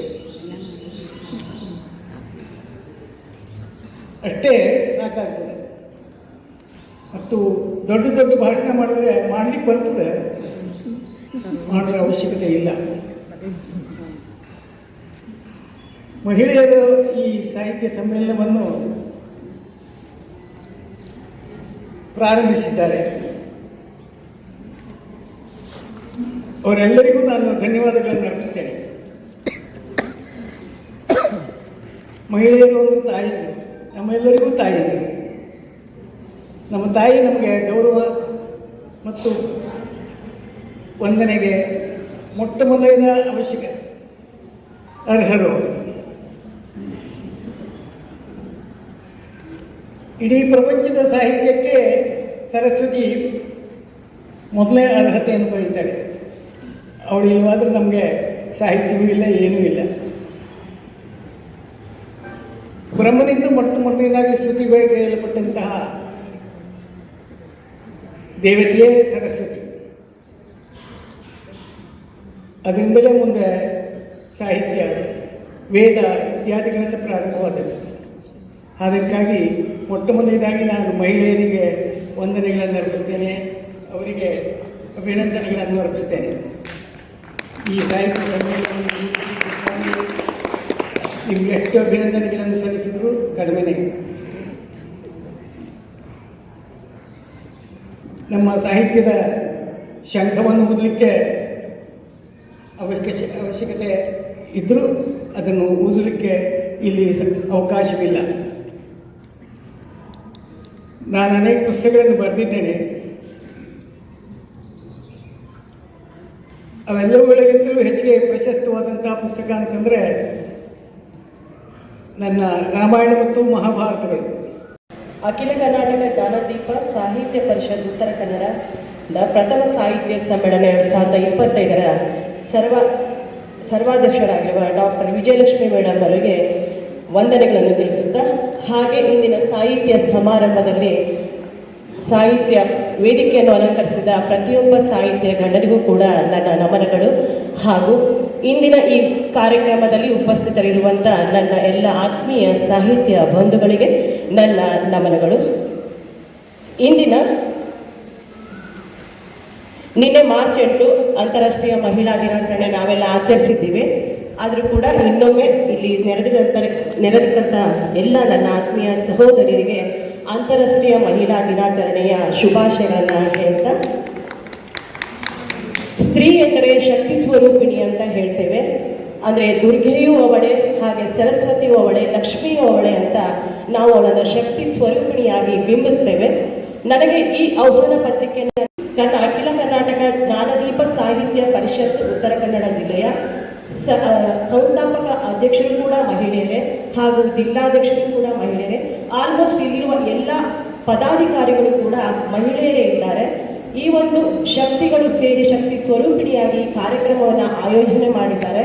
ಅವರ ಒಂದು ಶ್ರಮಕ್ಕೆ ಒಂದು ಚಪ್ಪಾಳೆ ನಿಮ್ಮಿಂದ ಬರಲೇಬೇಕು. ಇವತ್ತು ಉದ್ಘಾಟನೆಗೊಳ್ಳಲಿರುವ ಈ ಒಂದು ಸಾಹಿತ್ಯ ಪರಿಷತ್ ವೇದಿಕೆ ಇನ್ನೂ ಹೆಚ್ಚಿನ ಕಾರ್ಯಕ್ರಮಗಳನ್ನು ಮಾಡುತ್ತಾ, ಇನ್ನೂ ಹೆಚ್ಚಿನ ಅಭಿವೃದ್ಧಿಯನ್ನು ಮಾಡಿ, ಹೆಚ್ಚು ಒಂದು ಸಮ್ಮೇಳನವನ್ನು ಮಾಡುತ್ತಾ, ಹೆಚ್ಚು ಸಾಹಿತ್ಯ ಕೃಷಿಯನ್ನು ಮಾಡುತ್ತಾ ಅದ್ಭುತವಾಗಿ ಬೆಳೆಯಲಿ ಅಂತ ನಾನು ಹೃದಯಪೂರ್ವಕವಾಗಿ ಆಶಿಸುತ್ತಾ ಇದ್ದೇನೆ. ಹಾಗೆ ಈ ಕಾರ್ಯಕ್ರಮದಲ್ಲಿ ಪುಸ್ತಕ ಬಿಡುಗಡೆ ಕೂಡ ಇದೆ, ಹಾಗೂ ಮತ್ತು ಹಲವು ಸಾಧಕರಿಗೆ ಗೌರವ ಸನ್ಮಾನ ಕೂಡ ಇರುತ್ತದೆ. ಅವರೆಲ್ಲರಿಗೂ ಕೂಡ ನಾನು ಈಗ ಅಭಿನಂದಿಸ್ತಾ ಇದ್ದೇನೆ. ಮತ್ತು ಶಿಕ್ಷಣ ಎನ್ನುವುದು ಹೇಗೆ ಮನುಷ್ಯನಿಗೆ ಒಂದು ಅವಶ್ಯಕವೋ, ಯಾಕಂತ ಹೇಳಿದ್ರೆ ಅವನನ್ನ ಒಂದು ಮನುಷ್ಯನನ್ನ ವಿವೇಕವುಳ್ಳ ಮನುಷ್ಯನನ್ನಾಗಿ ಮಾರ್ಪಡಿಸುವುದು ಒಂದು ಶಿಕ್ಷಣ ಅಂತ ಹೇಳ್ಬೋದು. ಹಾಗೆ ಆ ಶಿಕ್ಷಣದ ಜೊತೆ ಸಾಹಿತ್ಯ ಸೇರಿದಾಗ ಮಾತ್ರ ಒಬ್ಬ ವ್ಯಕ್ತಿ ಪರಿಪೂರ್ಣ ವ್ಯಕ್ತಿಯಾಗಲಿಕ್ಕೆ ಸಾಧ್ಯ ಅನ್ನುವುದು ನನ್ನ ಒಂದು ಅಭಿಪ್ರಾಯ. ಯಾಕಂತ ಹೇಳಿದ್ರೆ ಶಿಕ್ಷಣ ವಿವೇಕವನ್ನು ಕೊಡಬಹುದು, ಅವನ ಅಭಿವೃದ್ಧಿಯನ್ನ ಮಾಡ್ಬೋದು. ಆದರೆ ಸಾಹಿತ್ಯ ಕೃಷಿಯನ್ನ ಮಾಡುತ್ತಾ ಹೋದಾಗೆ ಮನುಷ್ಯನ ಜೀವನದಲ್ಲಿ ಒಂದು ಹುಮ್ಮಸ್ಸು ಇರುತ್ತೆ. ಹಾಗೂ ಕಾಯಕ ಯೋಗಿಯಂತೆ ಯಾವುದೇ ಒಂದು ವಯಸ್ಸಿನ ಮಿತಿ ಇಲ್ಲದೆ ಕೊನೆಯ ತನಕ ಅವನು ತನ್ನ ಕೆಲಸವನ್ನ ಮಾಡುತ್ತಾ ಇರುತ್ತಾನೆ. ಹಾಗೂ ಒಂದು ಜೀವನದಲ್ಲಿ ನಮಗೆ ಒಂದು ಹವ್ಯಾಸ ಅನ್ನೋದು, ಈ ಸಾಹಿತ್ಯ ಕೃಷಿ ಅನ್ನೋದು ಒಂದು ಹವ್ಯಾಸವಾಗಿದೆ. ನಾವು ಬರೆಯುವುದಕ್ಕೆ ವಯಸ್ಸು ಯಾವತ್ತೂ ಇರಲ್ಲ. ನಾವು ಎಷ್ಟೇ ವಯಸ್ಸಾದರೂ ನಾವು ಬರೀತಾನೆ ಇರ್ತೀವಿ. ಆದ್ದರಿಂದ ಅಧ್ಯಯನ ಮಾಡುತ್ತಾ ಬರೆಯುತ್ತಾ ಹೋದ ಹಾಗೆ ನಮ್ಮ ಸಾಹಿತ್ಯವು ನಮ್ಮ ಒಂದು ಸಾಹಿತ್ಯ ಬರಹ ಕೂಡ ಅಷ್ಟೇ ಒಂದು ಮೌಲ್ಯಯುತವಾಗಿ ಹೊರಬರಲಿಕ್ಕೆ ಸಾಧ್ಯ ಅಂತ ಹೇಳ್ತಾ, ನಾವು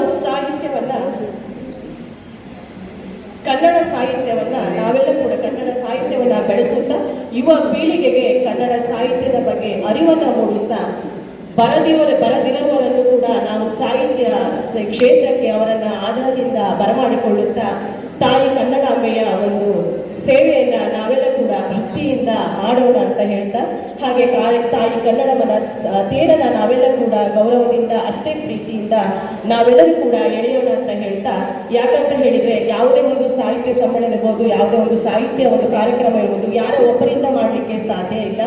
ಪ್ರತಿಯೊಬ್ಬರನ್ನು ಕೂಡ ನಾವು ಅದರೊಳಗೆ ಒಗ್ಗಟ್ಟಾಗಿ ಈ ಸಾಹಿತ್ಯ ತೇರನ್ನು ಎಳೆದಾಗ ಮಾತ್ರ ಇಂಥ ನೂರಾರು ಹಲವಾರು ಸಾವಿರಾರು ಸಾಹಿತ್ಯ ಸಮ್ಮೇಳನಗಳು ಆಗಲಿಕ್ಕೆ ಸಾಧ್ಯವಾಗುತ್ತೆ. ಆದ್ದರಿಂದ ನಾವೆಲ್ಲರೂ ಕೂಡ ಕನ್ನಡಾಂಬೆಯ ತೇರನ್ನ ಪ್ರೀತಿಯಿಂದ ಗೌರವದಿಂದ ಎಳೆಯುತ್ತಾ ನಾವು ಇನ್ನಷ್ಟು ಜನರನ್ನ ಈ ಸಾಹಿತ್ಯ ಕ್ಷೇತ್ರಕ್ಕೆ ಒಂದು ಆದರದಿಂದ ಸ್ವಾಗತಿಸೋಣ ಅಂತ ಹೇಳ್ತಾ ನನ್ನ ಒಂದೆರಡು ಮಾತುಗಳಿಗೆ ಧನ್ಯವಾದ.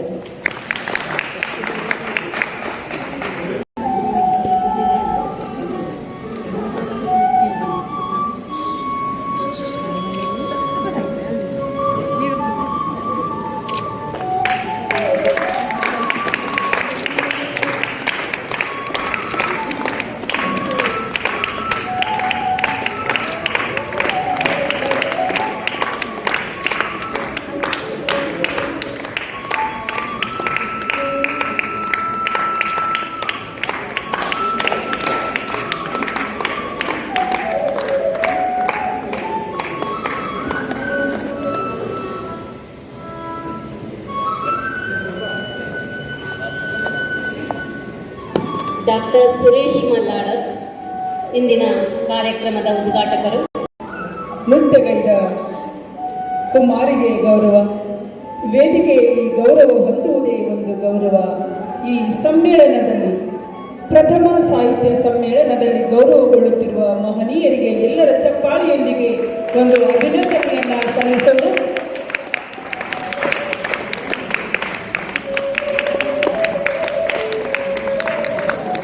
ಚಪ್ಪಾಳೆಯ ಆಶೀರ್ವಾದಕ್ಕಿಂತ ದೊಡ್ಡ ಆಶೀರ್ವಾದವಿಲ್ಲ. ಅಂತಹ ಚಪ್ಪಾಳೆಯನ್ನ ಕಟ್ಟಿ ಈ ಸಮ್ಮೇಳನಕ್ಕೆ ಆಗಮಿಸಿ ಸಮ್ಮೇಳನದ ಉದ್ಘಾಟನೆಯನ್ನ ಮಾಡಿ ತಮ್ಮ ಉತ್ತಮ ಮಾತುಗಳನ್ನು ನುಡಿ ತೋರಣವನ್ನ ಇಲ್ಲಿ ಬಿಚ್ಚಿಟ್ಟಂತಹ ಡಾಕ್ಟರ್ ಸುರೇಶ್ ಮಲ್ಲಾಡದವರಿಗೆ ಈಗ ವೇದಿಕೆಯ ಮೇಲೆ ಗೌರವ ಸನ್ಮಾನ ನೆರವೇರ್ತಾ ಇದೆ. ಎಲ್ಲ ವೇದಿಕೆಯ ಗಣ್ಯಮಾನ್ಯರು ಅವರೊಂದಿಗೆ ಅವರ ಗೌರವವನ್ನ ಪ್ರೋತ್ಸಾಹಿಸುತ್ತಾ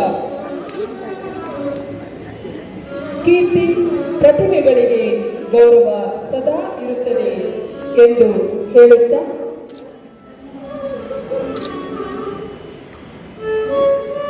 ಎಲ್ಲ ಗಣ್ಯಮಾನ್ಯರಿಗೂ ಕೂಡ ಧನ್ಯವಾದಗಳು. ಸನ್ಮಾನವನ್ನ ಸ್ವೀಕರಿಸಿದ ಕುಲ ಸಚಿವರು ಈಗ ಸೃಜನಶೀಲರಾಗಿ, ಪಾಕತಜ್ಞೆಯಾಗಿ, ಗೃಹಿಣಿಯಾಗಿ, ಗುರುವಾಗಿ, ಮೇಲುವಾಗಿ, ಸಹನಾಶೀಲರಾಗಿ, ಸಾಹಸಿಯಾಗಿ, ದಾಸಿಯಾಗಿ ಅವರಿಗೆ ಈಗ ನಾವು ಅತ್ಯಂತ ಗೌರವದ ಸನ್ಮಾನವನ್ನ ಎಲ್ಲ ಈ ಸಭೆಯನ್ನು ಅಲಂಕರಿಸಿದಂತ ಎಲ್ಲ ಗಣ್ಯಮಾನ್ಯರು ಕೂಡ ನಮ್ಮ ಸಮ್ಮೇಳನ ಅಧ್ಯಕ್ಷರಿಗೆ ಗೌರವದ ಸನ್ಮಾನದಲ್ಲಿ ಪಾಲ್ಗೊಂಡು ಅವರಿಗೆ ಗೌರವವನ್ನು ಸಮರ್ಪಿಸಲು ತಮ್ಮೆಲ್ಲರಲ್ಲಿ ನೆನೆಸಿಕೊಳ್ತೇನೆ. ಹೆಣ್ಣು ಸಾಹಸಿ, ಹೆಣ್ಣು ದಾಸಿ ಕೂಡ, ಹೆಣ್ಣು ರಾಣಿಯಾಗಿ ಕೂಡ, ರಮಣಿಯಾಗಿ ಕೂಡ ತನ್ನ ಅಸ್ಮಿತೆಯನ್ನ ಕಾಪಾಡಿಕೊಂಡು ಬಂದಿರುವುದು ನಾವೆಲ್ಲರೂ ಕೂಡ ಕಂಡಿದ್ದೇವೆ. ಹೆಣ್ಣು ಕುಲಕ್ಕೆ ಶೋಭೆ, ಕೀರ್ತಿ ನಮ್ಮ ಈ ವಿಜಯಲಕ್ಷ್ಮಿ ಪುಣ್ಯರತ ಅವರಿಗೆ ಈಗ ಸನ್ಮಾನ ನಿಮ್ಮ ಮುಂದೆ ಅತ್ಯಂತ ಗೌರವದ ಸನ್ಮಾನದಲ್ಲಿ ನೀವೆಲ್ಲರೂ ಕೂಡ ಪಾಲ್ಗೊಳ್ತಾ ಇದ್ದೀರಿ. ಇದೊಂದು ಹರ್ಷದ ಸಮಯ, ಇದೊಂದು ಸಂಭ್ರಮದ ಸಮಯ. ಇದು ನಮ್ಮ ಕರುನಾಡಿನ ಹೆಮ್ಮೆಯ ಒಂದು ಕಾರ್ಯಕ್ರಮದ ದ್ಯೂತಕವಾಗಿ ನಾವೆಲ್ಲರೂ ಕೂಡ ಈಗ ಸನ್ಮಾನವನ್ನು ಅವರಿಗೆ ಮಾಡ್ತಾ ಇದ್ದೀವಿ. ಈ ಸನ್ಮಾನ ಅಂತಿಮ ಸನ್ಮಾನ ಅಲ್ಲ, ಗೌರವದ ಸನ್ಮಾನ, ಪ್ರೀತಿಯ ಸನ್ಮಾನ. ನಮ್ಮ ಪ್ರಪ್ರಥಮ ಮಹಿಳಾ ಸಮ್ಮೇಳನದ ಸನ್ಮಾನ, ಪ್ರಥಮ ಸಾಹಿತ್ಯ ಸಮ್ಮೇಳನ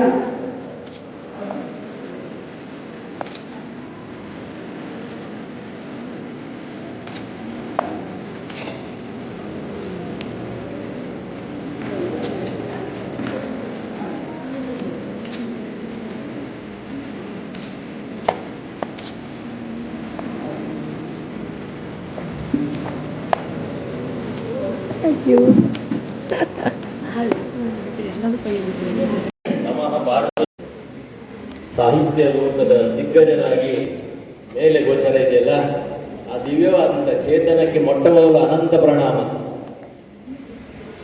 ರಮಾಪ್ರಣಯಿ ಗಳತ್ರ ದಾಸವರ್ಗಕ್ಕೆ ವಂದಿಸುತ್ತಾ, ಈ ಮಣ್ಣಿಗೊಂದು ಗುಣ ಉಂಟು, ಮಣ್ಣಿಗೊಂದು ಪರಂಪರೆ ಉಂಟು, ಈ ಮಣ್ಣಿಗೊಂದು ಸಂಸ್ಕೃತಿ ಉಂಟು. ಇದನ್ನು ಉಳಿಸೋಣ, ಬೆಳೆಸೋಣ, ಮುಂದಿನ ಜನಾಂಗಕ್ಕೆ ಮುಟ್ಟಿಸೋಣ.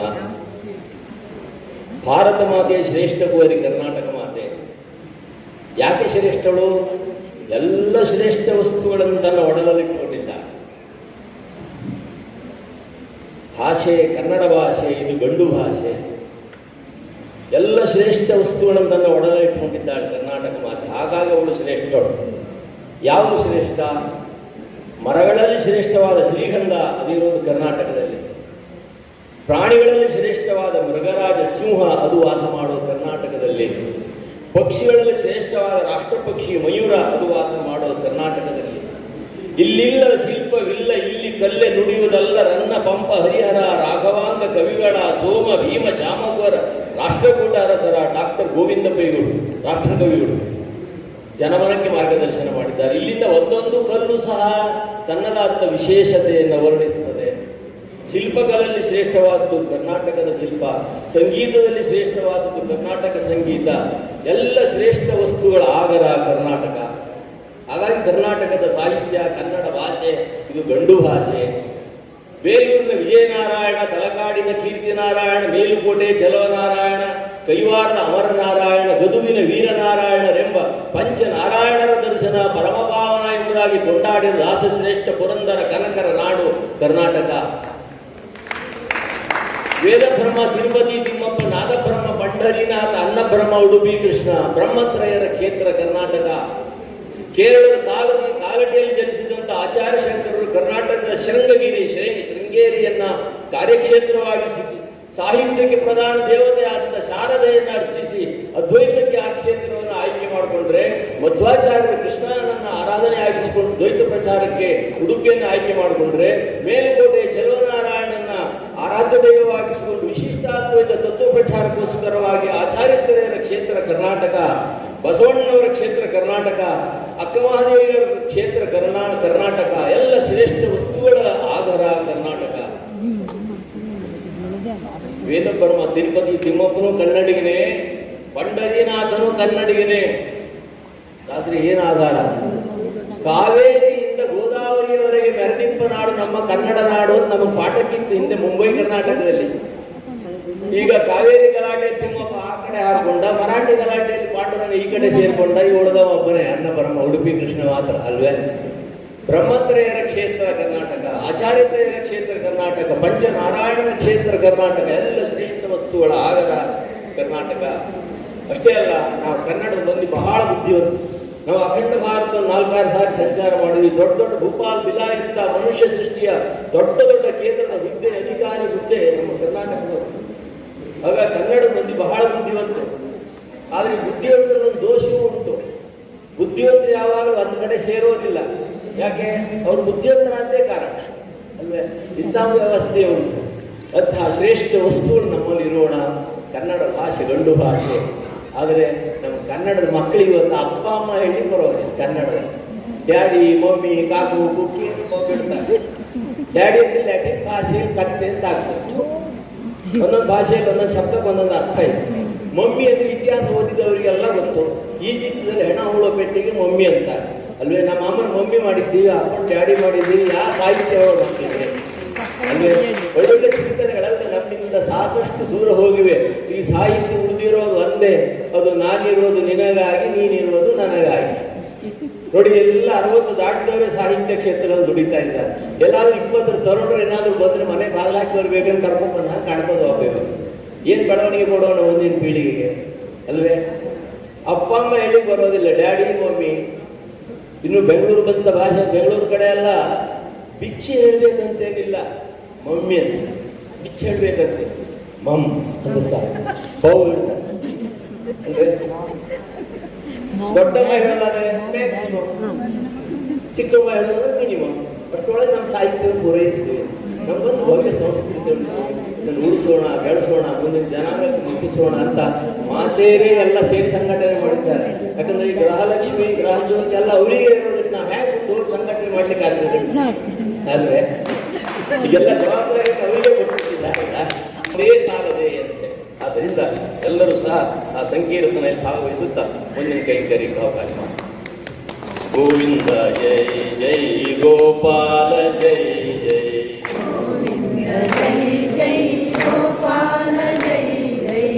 ಚಪ್ಪಾಳೆ ತಪ್ಪಿದೆ ರೋಗ ಎಲ್ಲ ದೂರ ಆಗ್ತದೆ ಅಂತ. ಒಂದು ರೋಗ ದೂರ ಸಾಕು, ನೂರಾರು ರೋಗ ದೂರ ಆಗಿ ಬೇಡ ಬೇಡ ಅಂದ್ರೆ ಯಾವುದೋ ಒಂದು BP-ಯೋ ಶುಗರೋ ಯಾವುದೋ ಒಂದು ದೂರ ಆಗಿಲ್ಲ. ಅದಕ್ಕಾಗಿ ತಾಳವನ್ನು ತಟ್ಟಿದವ ದುರಿತವನ್ನು ಒಟ್ಟುವವ ದಾಸವಾಡಿ ಇತ್ತು. ದಾಸ ಸಾಹಿತ್ಯ ತಗೊಂಡೇ ಇಲ್ಲ ನೀವು. ದಾಸ ಸಾಹಿತ್ಯ ಎಷ್ಟು ದೊಡ್ಡದಿದೆ ಅಲ್ವೇ? ದಾಸ ಸಾಹಿತ್ಯ, ಯಕ್ಷಗಾನ ಸಾಹಿತ್ಯ ಉತ್ತರ ಕನ್ನಡದಲ್ಲಿ ಬಹಳ ಶ್ರೇಷ್ಠವಾಗಿ ಬರೆದಿದೆ.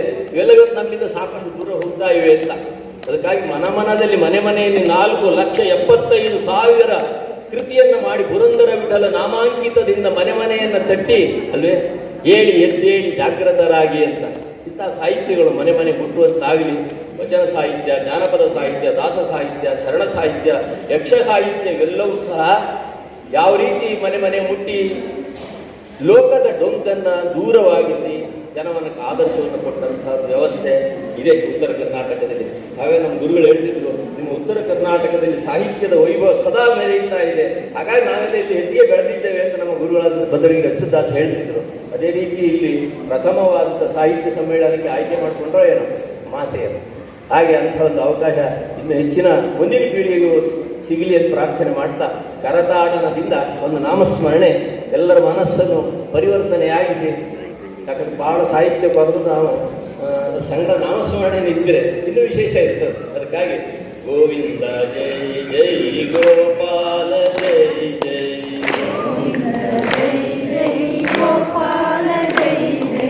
ರಾಧಾರಮಣ ಹರಿ ಗೋವಿಂದ ಜೈ ಜೈ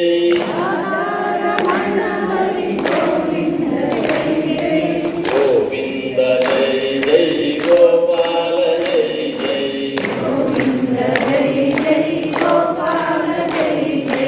ಓಂ ನಮ ಶಿವಾಯ ಶಿವಾಯ ನಮಃ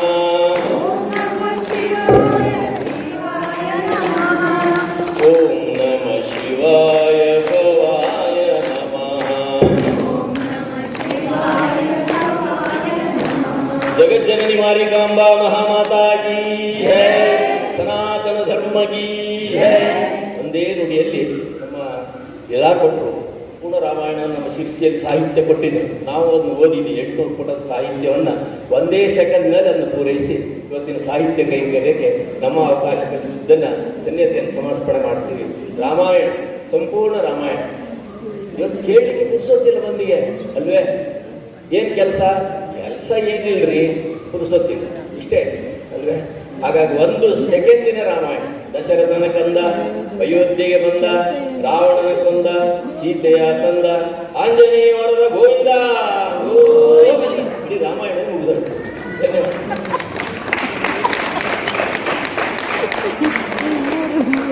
ಇರು ಎಂತಾದರೂ ಇರು, ಎಂದೆಂದಿಗೂ ನೀ ಕನ್ನಡವಾಗಿರು, ಕನ್ನಡವೇ ಸತ್ಯ, ಕನ್ನಡವೇ ನಿತ್ಯ ಎಂಬ ಕುವೆಂಪು ಅವರ ವಾಣಿಯಂತೆ ಕರ್ನಾಟಕದ ಹಿರಿಮೆ ಗರಿಮೆಯನ್ನು ವರ್ಣಿಸಿ ಕನ್ನಡದ ನುಡಿಗಳನ್ನಾಡಿದ ಶ್ರೀ ನಾರಾಯಣದಾಸರು ಶಂಕಮನೆ ಅವರಿಗೆ ಧನ್ಯವಾದಗಳನ್ನು ಅರ್ಪಿಸುತ್ತಾ, ಈಗ ಅವರಿಗೆ ಗೌರವ ಸಮರ್ಪಣೆಯನ್ನು ಮಾಡಬೇಕಾಗಿ ಸಂಘಟಕರಲ್ಲಿ ಕೇಳ್ಕೊಳ್ತೇನೆ. ಹೆಗಡೆಯವರು ವೇದಿಕೆಯ ಮುಂಭಾಗದಲ್ಲಿ ಆಸೀನರಾಗಿ ಗೌರವವನ್ನು ಸ್ವೀಕರಿಸಬೇಕಾಗಿ ತಮ್ಮಲ್ಲಿ ವಿನಂತಿಸಿಕೊಳ್ಳುತ್ತೇವೆ. ಶ್ರೀ ನಾರಾಯಣದಾಸರು ಸುತ್ತಮನೆ, ಶ್ರೀ ಲಕ್ಷ್ಮೀನಾರಾಯಣ ರಾಮಚಂದ್ರ ಭಟ್ ಹಾಗೂ ಶ್ರೀಮತಿ ರಾಜಲಕ್ಷ್ಮಿ ಆರ್ ಹೆಗ್ಡೆ ಇವರು ವೇದಿಕೆಯ ಮುಂಭಾಗದಲ್ಲಿ ಆಸೀನರಾಗಿ ಗೌರವವನ್ನು ಸ್ವೀಕರಿಸ್ತಾ ಇದ್ದಾರೆ. ಎಲ್ಲ ಸಂಘಟಕರು ಸೇರಿ ಅವರನ್ನು ಗೌರವಿಸಬೇಕಾಗಿ ತಮ್ಮಲ್ಲಿ ವಿನಂತಿಸುತ್ತೇವೆ. ಗೌರವ ಸಮರ್ಪಣೆ ಸಾಧಕರಿಗೆ ಸಲ್ಲುವಂತಹ ಗೌರವ.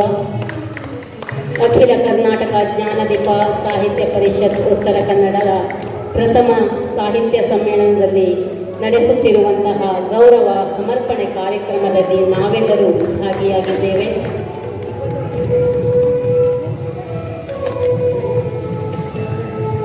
ಅವರ ಮುಂದಿನ ಜೀವನದ ಯಶಸ್ಸು ಆಗಿರಲಿ ಎಂಬುದನ್ನು ಎಲ್ಲರೂ ಆಶಿಸೋಣ.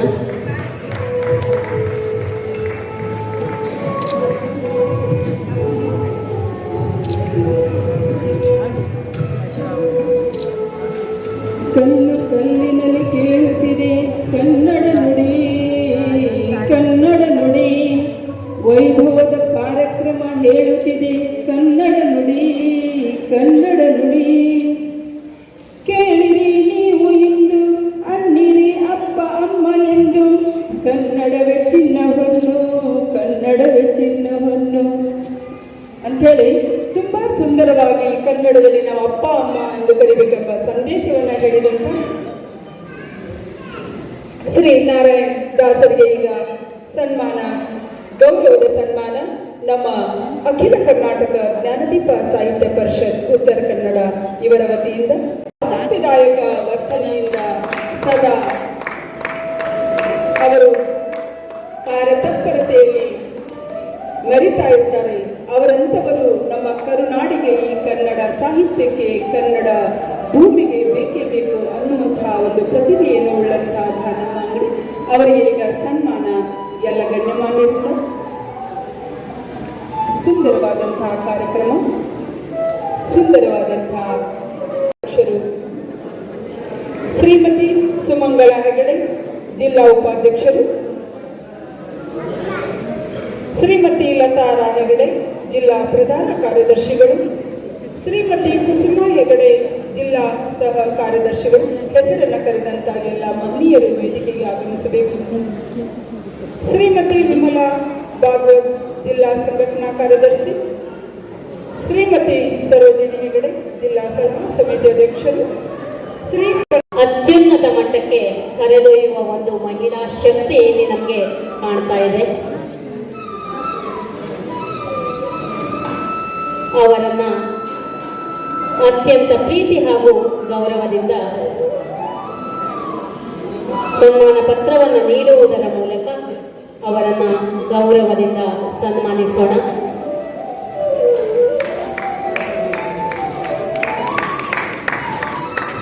ಈಗ ತಾನೇ ಒಬ್ಬರು ಮುಖ್ಯ ಅತಿಥಿಗಳು ಹೇಳಿದರು, ತೊಟ್ಟಿಲನ್ನು ತೂಗುವ ಕೈ ದೇಶವನ್ನು ಆಳಬಹುದು ಅಂತ.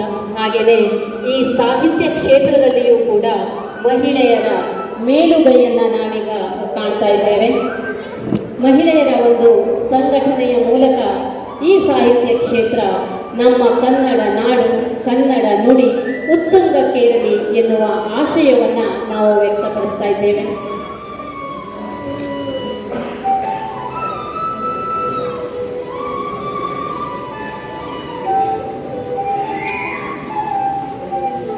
ಸನ್ಮಾನಿತರಾದ ಎಲ್ಲರನ್ನ ಗೌರವಿಸುತ್ತಿರುವಂತಹ ಎಲ್ಲರಿಗೂ ಧನ್ಯವಾದಗಳನ್ನು ಅರ್ಪಿಸುತ್ತೇವೆ.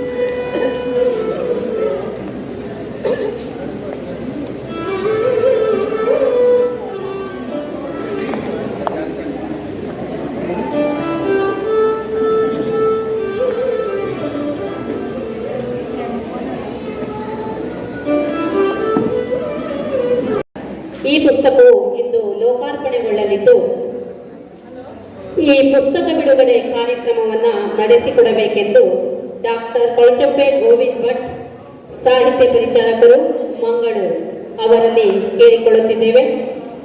ಶ್ರೀಮತಿ ರೇಖಾ ಶಿವರಾಮ್ ಭಟ್ ಹುಲಗುಮನೆ ಇವರ ಕೃತಿ ಭಕ್ತಿ ಮಂದಾರ ಇಂದು ಲೋಕಾರ್ಪಣೆಗೊಳ್ಳುತ್ತಿದೆ. ವೇದಿಕೆಯಲ್ಲಿ ಆಸೀನರಾದ ಎಲ್ಲರೂ ಈ ಪುಸ್ತಕ ಬಿಡುಗಡೆ ಕಾರ್ಯಕ್ರಮದಲ್ಲಿ ಪಾಲ್ಗೊಂಡು ಪುಸ್ತಕವನ್ನು ಲೋಕಾರ್ಪಣೆಗೊಳಿಸಬೇಕಾಗಿ ಕೇಳಿಕೊಳ್ಳುತ್ತೇವೆ. ಭಕ್ತಿ ಮಂದಾರ, ಭಕ್ತಿ ಮಂದಾರ, ಲೇಖಕರು ಶ್ರೀಮತಿ ಶಿವರಾಮ್ ಭಟ್, ರೇಖಾ ಶಿವರಾಮ್ ಭಟ್ ಹಲ್ಗುಮನೆಯವರು. ಅತ್ಯುತ್ತಮ ಕೃತಿ ಇವತ್ತು ಲೋಕಾರ್ಪಣೆಗೊಳ್ಳುತ್ತಿದೆ. ಇಂತಹ ಒಂದು ಸುಸಮಯ ಈ ಸಾಹಿತ್ಯ ಸಮ್ಮೇಳನದಲ್ಲಿ ನೂತನ ಪುಸ್ತಕ ಇಂದು ಲೋಕಾರ್ಪಣೆಗೊಳ್ಳುತ್ತಿರುವುದು ನಮ್ಮೆಲ್ಲರ ಹೆಮ್ಮೆ. ಲೇಖಕಿ ಶ್ರೀಮತಿ ರೇಖಾ ಶಿವರಾಮ್ ಭಟ್ ಅವರು ಈ ಪುಸ್ತಕ ಇಂದು ಲೋಕಾರ್ಪಣೆಗೊಳ್ತಾ ಇದೆ. ಅದು ಅತ್ಯುತ್ತಮ ಕೃತಿ, ಓದುಗರ ಕೈ ಸೇರ್ತಾ ಇದೆ.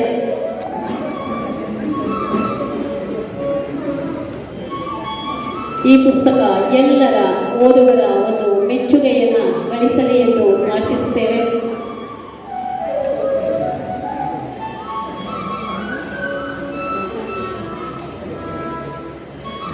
ಭಕ್ತಿ ಮಂದಾರ ಶ್ರೀಮತಿ ರೇಖಾ ಶಿವರಾಮ್ ಭಟ್ ಅವರ ಕೃತಿ ಈಗ ಲೋಕಾರ್ಪಣೆಗೊಂಡಿದೆ. ಎಲ್ಲರ ಕೈ ಸೇರಿದೆ, ಎಲ್ಲರ ಮನವನ್ನು ಸೇರಬೇಕಾಗಿದೆ. ಈ ಪುಸ್ತಕವನ್ನು ಬಿಡುಗಡೆಗೊಳಿಸಿದ ಡಾಕ್ಟರ್ ಕೊಳಚಪ್ಪೆ ಗೋವಿಂದರಾವ್, ಸಾಹಿತ್ಯ ಪರಿಚಾರಕರು, ಮಂಗಳೂರು ಇವರಿಗೆ ಎಲ್ಲರ ಪರವಾಗಿ ಹೃತ್ಪೂರ್ವಕವಾದ ಧನ್ಯವಾದಗಳನ್ನು ನಾವು ಅರ್ಪಿಸುತ್ತೇವೆ. ಪುಸ್ತಕ ಈಗಾಗಲೇ ಲೋಕಾರ್ಪಣೆಗೊಂಡು ನಮ್ಮೆಲ್ಲರ ಕೈ ಸೇರಿದೆ. ಪುಸ್ತಕವನ್ನು ಬಿಡುಗಡೆಗೊಳಿಸಿದ ಡಾಕ್ಟರ್ ಕೊಳಚಪ್ಪೆ ಗೋವಿಂದ್ ಭಟ್ ಅವರು ಇದರ ಕುರಿತು ಕೆಲವು ಮಾತುಗಳನ್ನು ನಮ್ಮೊಂದಿಗೆ ಹಂಚಿಕೊಳ್ಳಬೇಕಾಗಿ ಅವರಲ್ಲಿ ಕೇಳಿಕೊಳ್ಳುತ್ತೇವೆ.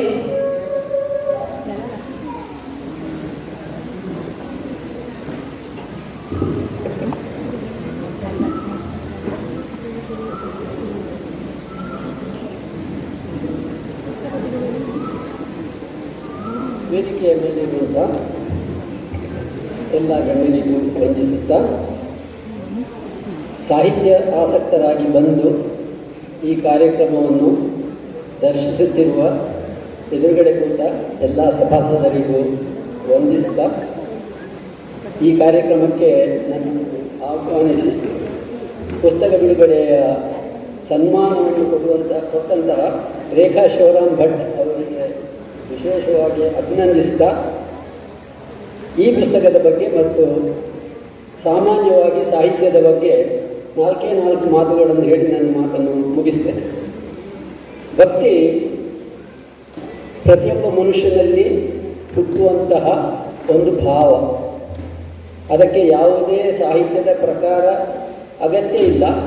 ಆದರೂ ಕೂಡ ಅದನ್ನು ಕಾವ್ಯ ರೂಪದಲ್ಲಿ ಹಾಡುವಾಗ ಅಥವಾ ಬರೆಯುವಾಗ ಅದನ್ನು ಭಕ್ತಿ ಸಂಗೀತ ಅಂತ ಹೇಳ್ತಾರೆ. ಸಂಗೀತಕ್ಕೂ ಮತ್ತು ಭಕ್ತಿಗೂ ಹತ್ತಿರದ ನಂಟು ಕೂಡ ಇದೆ. ಆದ ಕಾರಣ ಭಕ್ತಿ ಸಂಗೀತ ನಮ್ಮೆಲ್ಲರಲ್ಲಿಯೂ ಉದಿಸುವಂತಹ ಒಂದು ರೀತಿಯ ಭಾವ ಅಂತ ತಿಳಿದುಕೊಂಡು ಈ ಪುಸ್ತಕದ ಬಗ್ಗೆ ಹೇಳುವುದಾದರೆ, ರೇಖಾ ಶಿವರಾಮ್ ಭಟ್ ಅವರು ಈಗಾಗಲೇ ಪುಸ್ತಕವನ್ನು ಬರೆದು ಇದು 3ನೇ ಕೃತಿ ಇರಬೇಕು ನನ್ನ ನೆನಪಿನ ಪ್ರಕಾರ. ನನಗೆ ಅವರನ್ನು 3-4 ವರ್ಷಗಳಿಂದ ಪರಿಚಯ. ಇದರಲ್ಲಿ ಯಾವುದೇ ದೇವರನ್ನು ನೀವು ಆರಾಧಿಸ್ತಾ ಇರಲಿ, ಆ ಎಲ್ಲ ದೇವರುಗಳನ್ನು ಒಂದು ಪೇಜ್ನಲ್ಲಿ ಕವನವನ್ನು ಬರೆದು ಎಲ್ಲರನ್ನು ಸಂತೋಷಪಡಿಸಿದ್ದಾರೆ. ನಿಮಗೆ ಅಭಿನಂದನೆಗಳು. ಎರಡನೇದಾಗಿ ಸಾಹಿತ್ಯದ ಬಗ್ಗೆ 2 ಮಾತು ಕೂಡ ಹೇಳ್ತೇನೆ. ಮನುಷ್ಯನಿಗೆ 2 ಥರದ ಸಂವೇದನೆಗಳಿದೆ. ಒಂದು ದೈಹಿಕ ಸಂವೇದನೆ, ಇನ್ನೊಂದು ಮಾನಸಿಕ ಸಂವೇದನೆ. ದೈಹಿಕ ಸಂವೇದನೆಯಿಂದ ನಮಗೆ ಹಸಿವು, ಮೈಥುನ ಮತ್ತು ದೇಹದ ಬಾಧೆಗಳು ಎಲ್ಲವುಗಳು ವ್ಯಕ್ತವಾಗ್ತವೆ. ಅದಕ್ಕೆ ನಾವು ಜಾಗರೂಕತೆ ವಹಿಸಿಕೊಂಡು ಆಹಾರದಲ್ಲಿ ಸುಧಾರಣೆಗಳನ್ನೆಲ್ಲ ಮಾಡಿಕೊಂಡು ನಾವು ನಮ್ಮಷ್ಟಕ್ಕೆ ಸುಖವಾಗಿ ಬದುಕಲಿಕ್ಕೆ ಸಾಧ್ಯ ಇದೆ. ಎರಡನೇದು ಮನಸ್ಸಿಗೆ ಸಂಬಂಧಪಟ್ಟದ್ದು. ಅದಕ್ಕೆ ದೇಹಕ್ಕೆ ಬೇಕಾದ ಯಾವುದು ಮನಸ್ಸಿಗೆ ಹಿತ ಆಗುವುದಿಲ್ಲ ಅಂತ ಹೇಳಿದ್ರೆ ಬೇಡ ಅಂತಲ್ಲ, ಆದರೆ ಅದಕ್ಕೆ ವಿಶೇಷವಾದ ಗಮನ ಹರಿಸುವುದಿಲ್ಲ. ಆದರೆ ಮನಸ್ಸಿಗೆ ಬೇಕಾಗಿರುವುದು ಮನಸ್ಸನ್ನು ಖುಷಿಪಡಿಸುವಂತಹ ಒಂದು ಅಂಶ ಅದು ಸಾಹಿತ್ಯದಲ್ಲಿ ಸಿಗ್ತದೆ. ಆದ ಕಾರಣ ಪ್ರಾಯದ ಹೊರತಾಗಿ ಪ್ರತಿಯೊಂದು ಜೀವವೂ ಕೂಡ ಸಾಹಿತ್ಯವನ್ನು ಬಯಸ್ತದೆ. ಸಾಹಿತ್ಯ ಅಂತ ಹೇಳಿದ್ರೆ ಒಂದು ಹೊಸ ರೀತಿಯ ಸಂವೇದನೆ. ಎಲ್ಲರ ಹತ್ರ ಒಂದೇ ಥರದ ಸಂವೇದನೆಗಳು ಬರ್ತದೆ ಅಂತ ಹೇಳಲಿಕ್ಕೆ ಆಗುವುದಿಲ್ಲ. ಆದ್ದರಿಂದ ಸಾಹಿತ್ಯ ಅಂತ ಹೇಳಿದ್ರೆ ವಿಶೇಷವಾದ ಸಂವೇದನೆ, ಅದು ಸೃಜನಾತ್ಮಕವಾಗಿ ಬಂದರೆ ಮಾತ್ರ ಅದಕ್ಕೆ ಜಾಸ್ತಿ ಗೌರವ ಇರ್ತದೆ. ಆದ ಕಾರಣ ಪ್ರತಿಭೆ ಇರುವವರಿಗೆ ಈ ಸೃಜನಾತ್ಮಕ ಬರವಣಿಗೆ ಸುಲಭವಾಗಿ ಬರ್ತದೆ. ಆದ ಕಾರಣ ಸಾಹಿತಿಗಳಿಗೆ ವಿಶೇಷವಾದ ಒಂದು ಮನ್ನಣೆ ಕೂಡ ಇದೆ. ಆದ ಕಾರಣ ಪ್ರತಿಯೊಬ್ಬರೂ ಕೂಡ ಸಾಹಿತ್ಯವನ್ನು ತಮ್ಮ ಜೀವನ ಅವಕಾಶವಾಗಿ ಅಥವಾ ಜೀವನ ಧರ್ಮವಾಗಿ ಪರಿಚಯಿಸಿಕೊಂಡ್ರೆ ನಮ್ಮ ಕಷ್ಟ ಸುಖಗಳು, ಮನಸ್ಸಿಗೆ ಬರುವಂತಹ ಎಲ್ಲ ಕಷ್ಟ ಸುಖಗಳನ್ನು ನಿವಾರಿಸಲಿಕ್ಕೆ ಸಾಧ್ಯ ಇದೆ. ನಾನು ಇಷ್ಟು ದೂರಕ್ಕೆ ಬರಲಿಕ್ಕೂ ಕಾರಣವೂ ಕೂಡ ಅದೇ. ಯಾಕಂದರೆ ನಾನು ಸಾಹಿತ್ಯವನ್ನು 60 ವರ್ಷ ನನಗೆ ಸಾಹಿತ್ಯದ ಪ್ರೇರಣೆ ಇದ್ದರೂ ಕೂಡ ನನಗೆ ಜಾಸ್ತಿ ಕೃಷಿ ಮಾಡಲಿಕ್ಕೆ ಆಗಲಿಲ್ಲ. ಆದರೆ ಅದರ ನಂತರ ನಾನು ಕಂಡುಕೊಂಡಂತಹ ಒಂದು ವಿಧಾನ, ಜೀವನವನ್ನು ಅನುಭವಿಸಬೇಕಾದ್ರೆ ಸಾಹಿತ್ಯವನ್ನು ಅನುಭವಿಸಿದರೆ ನಿಮಗೆ ಎಲ್ಲ ಥರದ ಸುಖ, ಸಂತೋಷ, ನೆಮ್ಮದಿಗಳು ಬರ್ತವೆ. ಆದ್ದರಿಂದ ನನ್ನದು ಒಂದೇ ಒಂದು ವಾಕ್ಯದ ಸಂದೇಶ ಏನು ಅಂತ ಹೇಳಿದರೆ, ಯಾರ್ಯಾರಿಗೆ ಮಾನಸಿಕವಾದ ನರಳಾಟ ಇದೆ, ತೊಂದರೆ ಇದೆ, ಅವರೆಲ್ಲರೂ ಸಾಹಿತ್ಯವನ್ನು ಓದಿ ಕರಗತ ಮಾಡಿಕೊಂಡು ಮನನ ಮಾಡಿಕೊಂಡು ಅದನ್ನು ಅನುಭವಿಸಿ, ಅದರಿಂದ ನಿಮಗೆ ಒಳ್ಳೆಯದಾಗ್ತದೆ ಅಂತ ಹೇಳಿ ನನ್ನ 2 ಮಾತುಗಳನ್ನು ಮುಗಿಸ್ತೇನೆ. ಹಂಚಿಕೊಂಡಂತ ಡಾಕ್ಟರ್ ಕೊಳಪೆ ಗೋವಿಂದ ಇವತ್ತಿನ ಈ ಒಂದು ಸಾಹಿತ್ಯದ ಸಮಾರಾಧನೆಯಲ್ಲಿ ತೊಡಗಿಕೊಂಡಂಥ ಎಲ್ಲ ಗಣ್ಯರೇ, ಹಿರಿಯ ಸಾಹಿತಿಗಳೇ ಹಾಗೂ ಸಾಹಿತ್ಯಾಭಿಮಾನಿಗಳು, ಇದೀಗ ತುಂಬ ಹಸಿವಾದಾಗೆ ನಮಗೆ ಈ ಪುಸ್ತಕ ಬಿಡುಗಡೆಯಾಗಿದೆ. ಯಾಕೆಂದರೆ ಓದಿನ ಹಸಿವು ಮತ್ತು ಬರವಣಿಗೆ ಹಸಿವು, ಅನ್ನದ ಹಸಿವು, ಇವುಗಳೆಲ್ಲ ಒಂದು ಕಾಲಘಟ್ಟದಲ್ಲಿ, ಇವಾಗ ನಾನು ಇದ್ರ ಬಗ್ಗೆ ಜಾಸ್ತಿ ಹೇಳೋದಿಲ್ಲ.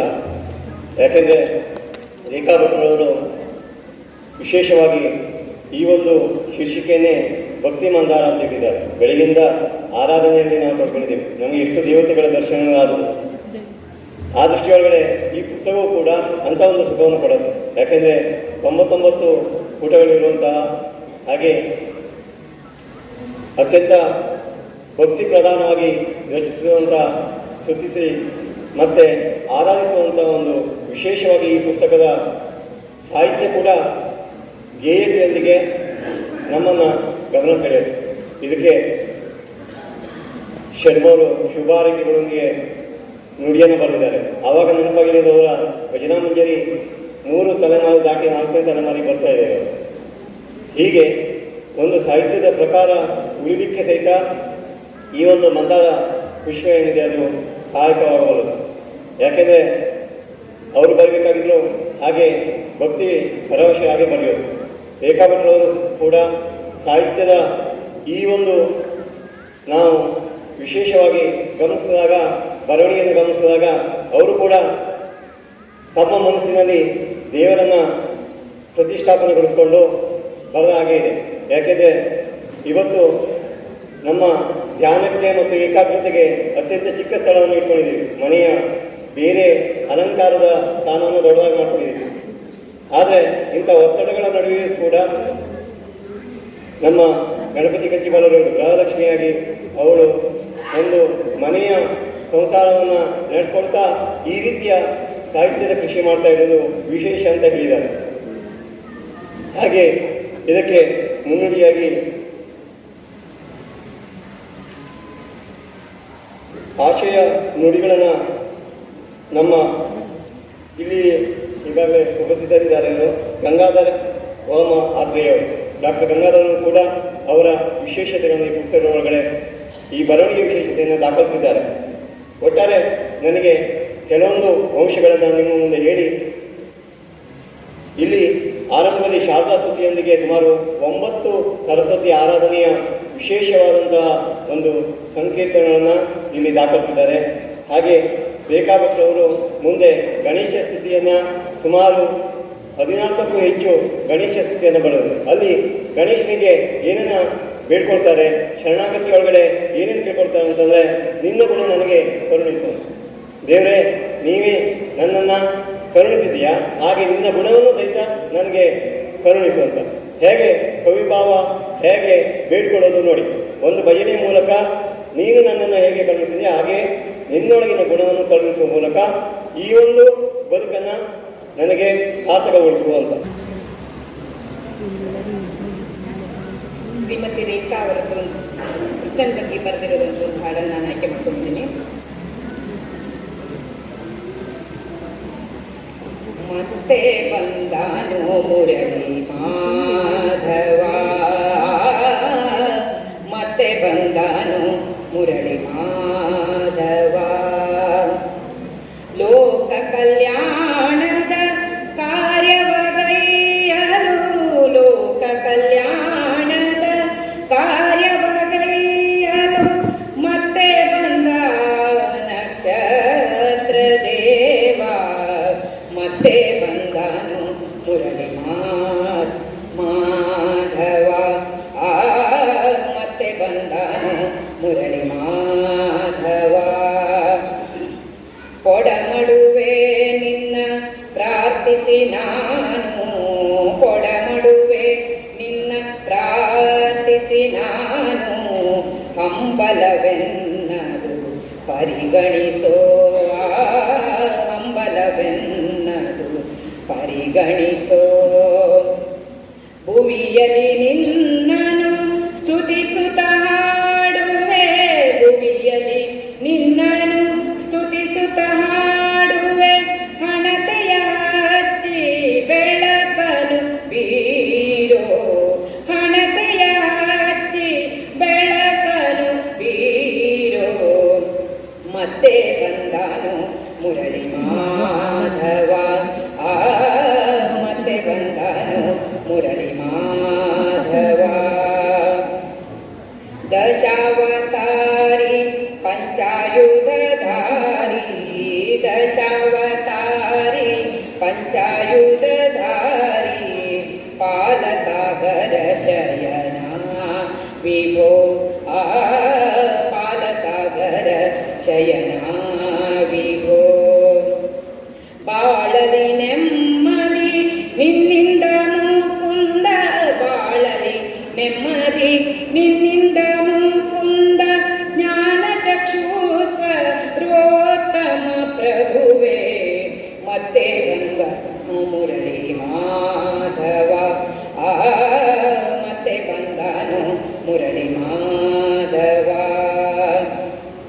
ದೀನ ಜನ ಮಂದಾರ ಶ್ರೀಕೃಷ್ಣನೇ, ದೀನ ಜನ ಮಂದಾರ ಶ್ರೀಕೃಷ್ಣನೇ, ಬಾಧೆಯ ನೀಗುಸ ಕಾಯೋ ದೇವಾ, ಬಾಧೆಯ ನೀಗುಸ ಕಾಯೋ ದೇವಾ. ರುಕ್ಮಿಣಿ ಅರಸನೆ ಗೋವಿಂದ ಚಿನ್ಮಯ, ರುಕ್ಮಿಣಿ ಅರಸನೆ ಗೋವಿಂದ ಚಿನ್ಮಯ, ಸ್ತುತಿಸುವ ಭಕ್ತರಿ ಸನ್ಮಾರ್ಗ ತೋರೋ, ಸ್ತುತಿಸುವ ಭಕ್ತರಿ ಸನ್ಮಾರ್ಗ ತೋರೋ. ಮತ್ತೆ ಬಂದನು ಮುರಳಿ ಮಾಧವ, ಮತ್ತೆ ಬಂದನು ಮುರಳಿ ಮಾಧವ. ಲೋಕ ಕಲ್ಯಾಣದ ಕಾರ್ಯವಗೈಯಲು, ಲೋಕ ಕಲ್ಯಾಣದ ಕಾರ್ಯವಗೈಯಲು ಮತ್ತೆ ಬಂದ ನಕ್ಷತ್ರ ದೇವ, ಮತ್ತೆ ಬಂದನು ಮುರಳಿ ಮಾಧವ, ಮತ್ತೆ ಬಂದನು ಮುರಳಿ ಮಾಧವ, ಮತ್ತೆ ಬಂದನು ಮುರಳಿ ಮಾಧವ. ಧನ್ಯವಾದಗಳು. ಭಕ್ತಿ ಮಂದಾರದಿಂದ ಆಯ್ದ ಭಕ್ತಿ ಸುದಿಯನ್ನು ನಮ್ಮ ಮುಂದೆ ಹರಿಸಿದರು ಸೀತಾ ಸದಾನಂದ ಭಟ್ ಅವರು. ಅವರಿಗೆ ಧನ್ಯವಾದಗಳು ಹೇಳ್ತಾ ಈಗ ಶ್ರೀಮತಿ ಸೀತಾ ಎಂ ಹೆಗಡೆ ಗಂಜಿ ಸರ್ ಇವರಿಂದ ಈಗ ಮತ್ತೆ ಅದೇ ಭಕ್ತಿ ಮಂದಾರದಿಂದ ಒಂದು ಭಕ್ತಿಯ ಸುದೆ ಹರಿಯಲಿದೆ. ಅವರಿಗೆ ವೇದಿಕೆಗೆ ಶ್ರೀಮತಿ ಸೀತಾ ಎಂ ಹೆಗಡೆ ಇವರಿಂದ ಭಕ್ತಿ ಮಂದಾರದ ಒಂದು ಭಕ್ತಿ ಸಂಗೀತ.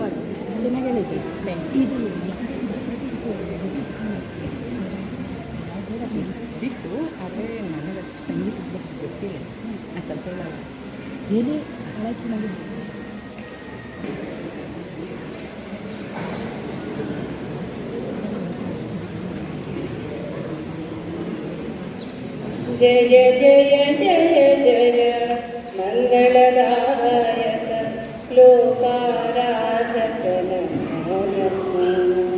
ಜಯ ಜಯ ಜಯ ಜಯ ಮಂಗಳದಾಯಕ ಲೋಕಾರಾಧಕ ನಮೋ ನಮಃ. ನಮೋ ನಮೋ ಗಣಪ ನಮೋ ನಮೋ ಗಣಪ ನಮೋ ನಮೋ ಗಣಪ. ಜಯ ಜಯ ಜಯ ಜಯ ಮಂಗಳದಾಯಕ ಲೋಕಾರಾಧಕ ನಮೋ ನಮಃ. ನಮೋ ನಮೋ ಗಣಪ ನಮೋ ನಮೋ ಗಣಪ ನಮೋ ನಮೋ ಗಣಪ. ಗಿರಿಜಾ ಕುವಲನೆ ನಿನಗಿದು ವಂದನೆ ವಿದ್ಯಾ ಬುದ್ಧಿಯ ನೀಡೋ. ಗಿರಿಜಾ ಕುವಲನೆ ನಿನಗಿದು ವಂದನೆ ವಿದ್ಯಾ ಬುದ್ಧಿಯ ನೀಡೋ. ವಿಘ್ನೇಶ್ವರನೇ ನಮೋ ನಮೋ ನಮೋ ನಮೋ ನಮೋ ನಮೋ ವಿಘ್ನೇಶ್ವರನೇ ನಮೋ ನಮೋ. ಜಯ ಜಯ ಜಯ ಜಯ ಮಂಗಳದಾಯಕ ಲೋಕಾರಾಧಕ ನಮೋ ನಮೋ. ಧ್ಯಾನದಿ ನಿರತವು ನಿನ್ನನ್ನು ನೆನೆಯುವೆ ಜ್ಞಾನವನೀಗೋ ಶುಭಕರನೇ. ಧ್ಯಾನದಿ ನಿರತವು ನಿನ್ನನ್ನು ನೆನೆಯುವೆ ಜ್ಞಾನವನೀಗೋ ಶುಭಕರನೇ. ಜ್ಞಾನವನೀಡೋ ಶುಭಕರನೇ. ನಮೋ ನಮೋ ನಮೋ ನಮೋ ನಮೋ ನಮೋ ಶುಭಕರನೇ. ಜಯ ಜಯ ಜಯ ಜಯ ನಮಿಸುತ್ತನಿಂದಿಹೆ ನಿನ್ನಯ ಕರುವಿಗೆ. ನಮಿಸುತ್ತನಿಂದಿಹೆ ನಿನ್ನಯ ಕರುವಿಗೆ. ಮಹಾಲಕ್ಷ್ಮಿ ಬಾರೆ ಬಾಳನಿ ಗೆಲುವನು ತಾರೆ ಬಾಳನಿ.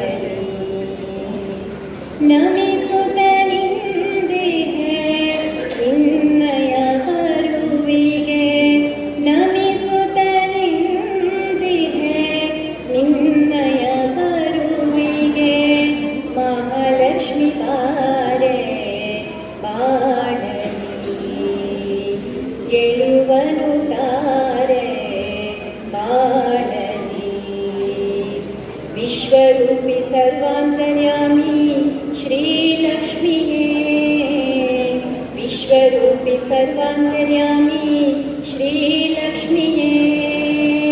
ಬೇಗದಿ ಬಾರೆ ಬೇಗದಿ ಬಾರೆ ಬೇಗದಿ ಬಾರೆ ಬೇಗದಿ ಬಾರೆ. ನಮಿಸುತ್ತನಿಂದಿಹೆ ನಿನ್ನಯ ಕರುವಿಗೆ.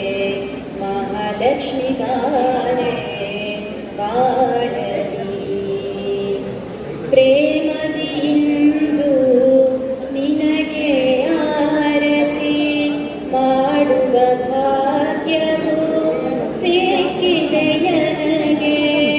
ಪ್ರೇಮದಿಂದು ನಿನಗೆ ಆರತಿ ಮಾಡುವ ಭಾಗ್ಯವು ಸಿಕ್ಕಿದೆ ನನಗೆ. ಆತ್ಮಜ್ಞಾನ ನೀ ಬೆಳಗಿಸುತ್ತ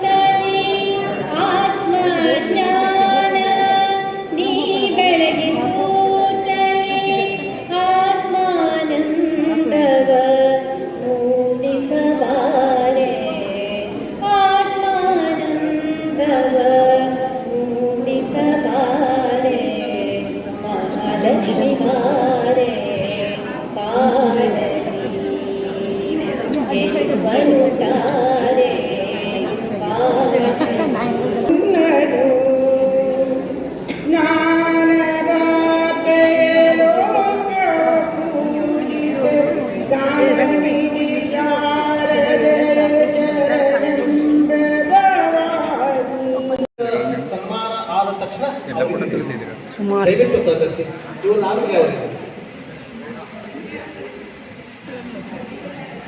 ತದನಂತರ ಈ ಒಂದು ಕವಿಗೋಷ್ಠಿಯಲ್ಲಿ ಭಾಗವಹಿಸಿದಂತಹ ಎಲ್ಲ ಕವಿ ಮನಸ್ಸುಗಳಿಗೂ ಕೂಡ ವೇದಿಕೆಯ ಮೇಲೆ ಸನ್ಮಾನ ನೆರವೇರುವುದು. ದಯವಿಟ್ಟು ಕವನ ವಾಚನ ಮಾಡಿದಂತಹ ಎಲ್ಲ ಕವಿ ಮನಸ್ಸುಗಳು ವೇದಿಕೆಯ ಮೇಲೆ ಬಂದು ಗೌರವ ಸನ್ಮಾನವನ್ನು ಸ್ವೀಕರಿಸಬೇಕಾಗಿ ತಮ್ಮೆಲ್ಲರಲ್ಲಿ ವಿನಂತಿಸುತ್ತಾ ಇದ್ದೇನೆ. ಮೊದಲನೇದಾಗಿ ಶ್ರೀಮತಿ ಸುವರ್ಣ ಭಟ್, ಶ್ರೀಮತಿ ರೇಣುಕಾ ನಾಗರಾಜ್ ಸಿರ್ಸಿ, ಶ್ರೀ ಹನುಮಂತ ಸಾಲಿ, ಶ್ರೀಮತಿ ರೆಕ್ಕೆ ಬಾರದ ಮರಿಹಕ್ಕಿ ನಾನು. ಕತ್ತೆತ್ತಿ ನೋಡಿದರೆ ಗೂಡಿನ ಸುತ್ತೆಲ್ಲ ಭಯವೇ ನನಗೆ. ಕತ್ತೆತ್ತಿ ನೋಡಿದರೆ ಗೂಡಿನ ಸುತ್ತೆಲ್ಲ ಭಯವೇ ನನಗೆ. ಬುಸುಗುಡುವ ಹಾವು ಬೆಕ್ಕು ಮೇಲೊಂದು ಗೂಬೆ ರಣಹದ್ದು. ರೆಕ್ಕೆ ಬಾರದ ಮರಿ ಹಕ್ಕಿ ನಾನು. ಅದರ ಆಳಕ್ಕೆ ಸಿಕ್ಕಿಹ ಮಕ್ಕಳ ಹೊರತರಲಾಗದ ವ್ಯಥೆಯನ್ನು, ಹೊರತರಲಾರದ ವ್ಯಥೆಯನ್ನು. ಹುಟ್ಟಿದ ಮಗುವು ಮಾಯಾಂಗನೆಯೇ ಬೇಕೆಂಬ ಹಠ ಹಿಡಿಯುವುದು. ಹುಟ್ಟಿದ ಮಗುವು ಮಾಯಾಂಗನೆಯೇ ಬೇಕೆಂಬ ಹಠ ಹಿಡಿಯುವುದು. ಅದರ ಆಕರ್ಷಣೆಯಿಂದಲೇ ಬಿಡುಗಡೆ ಮಾಡೋದು ಆಗದ ಕೆಲಸವದು, ಮಾಡೋದು ಆಗದ ಕೆಲಸವ.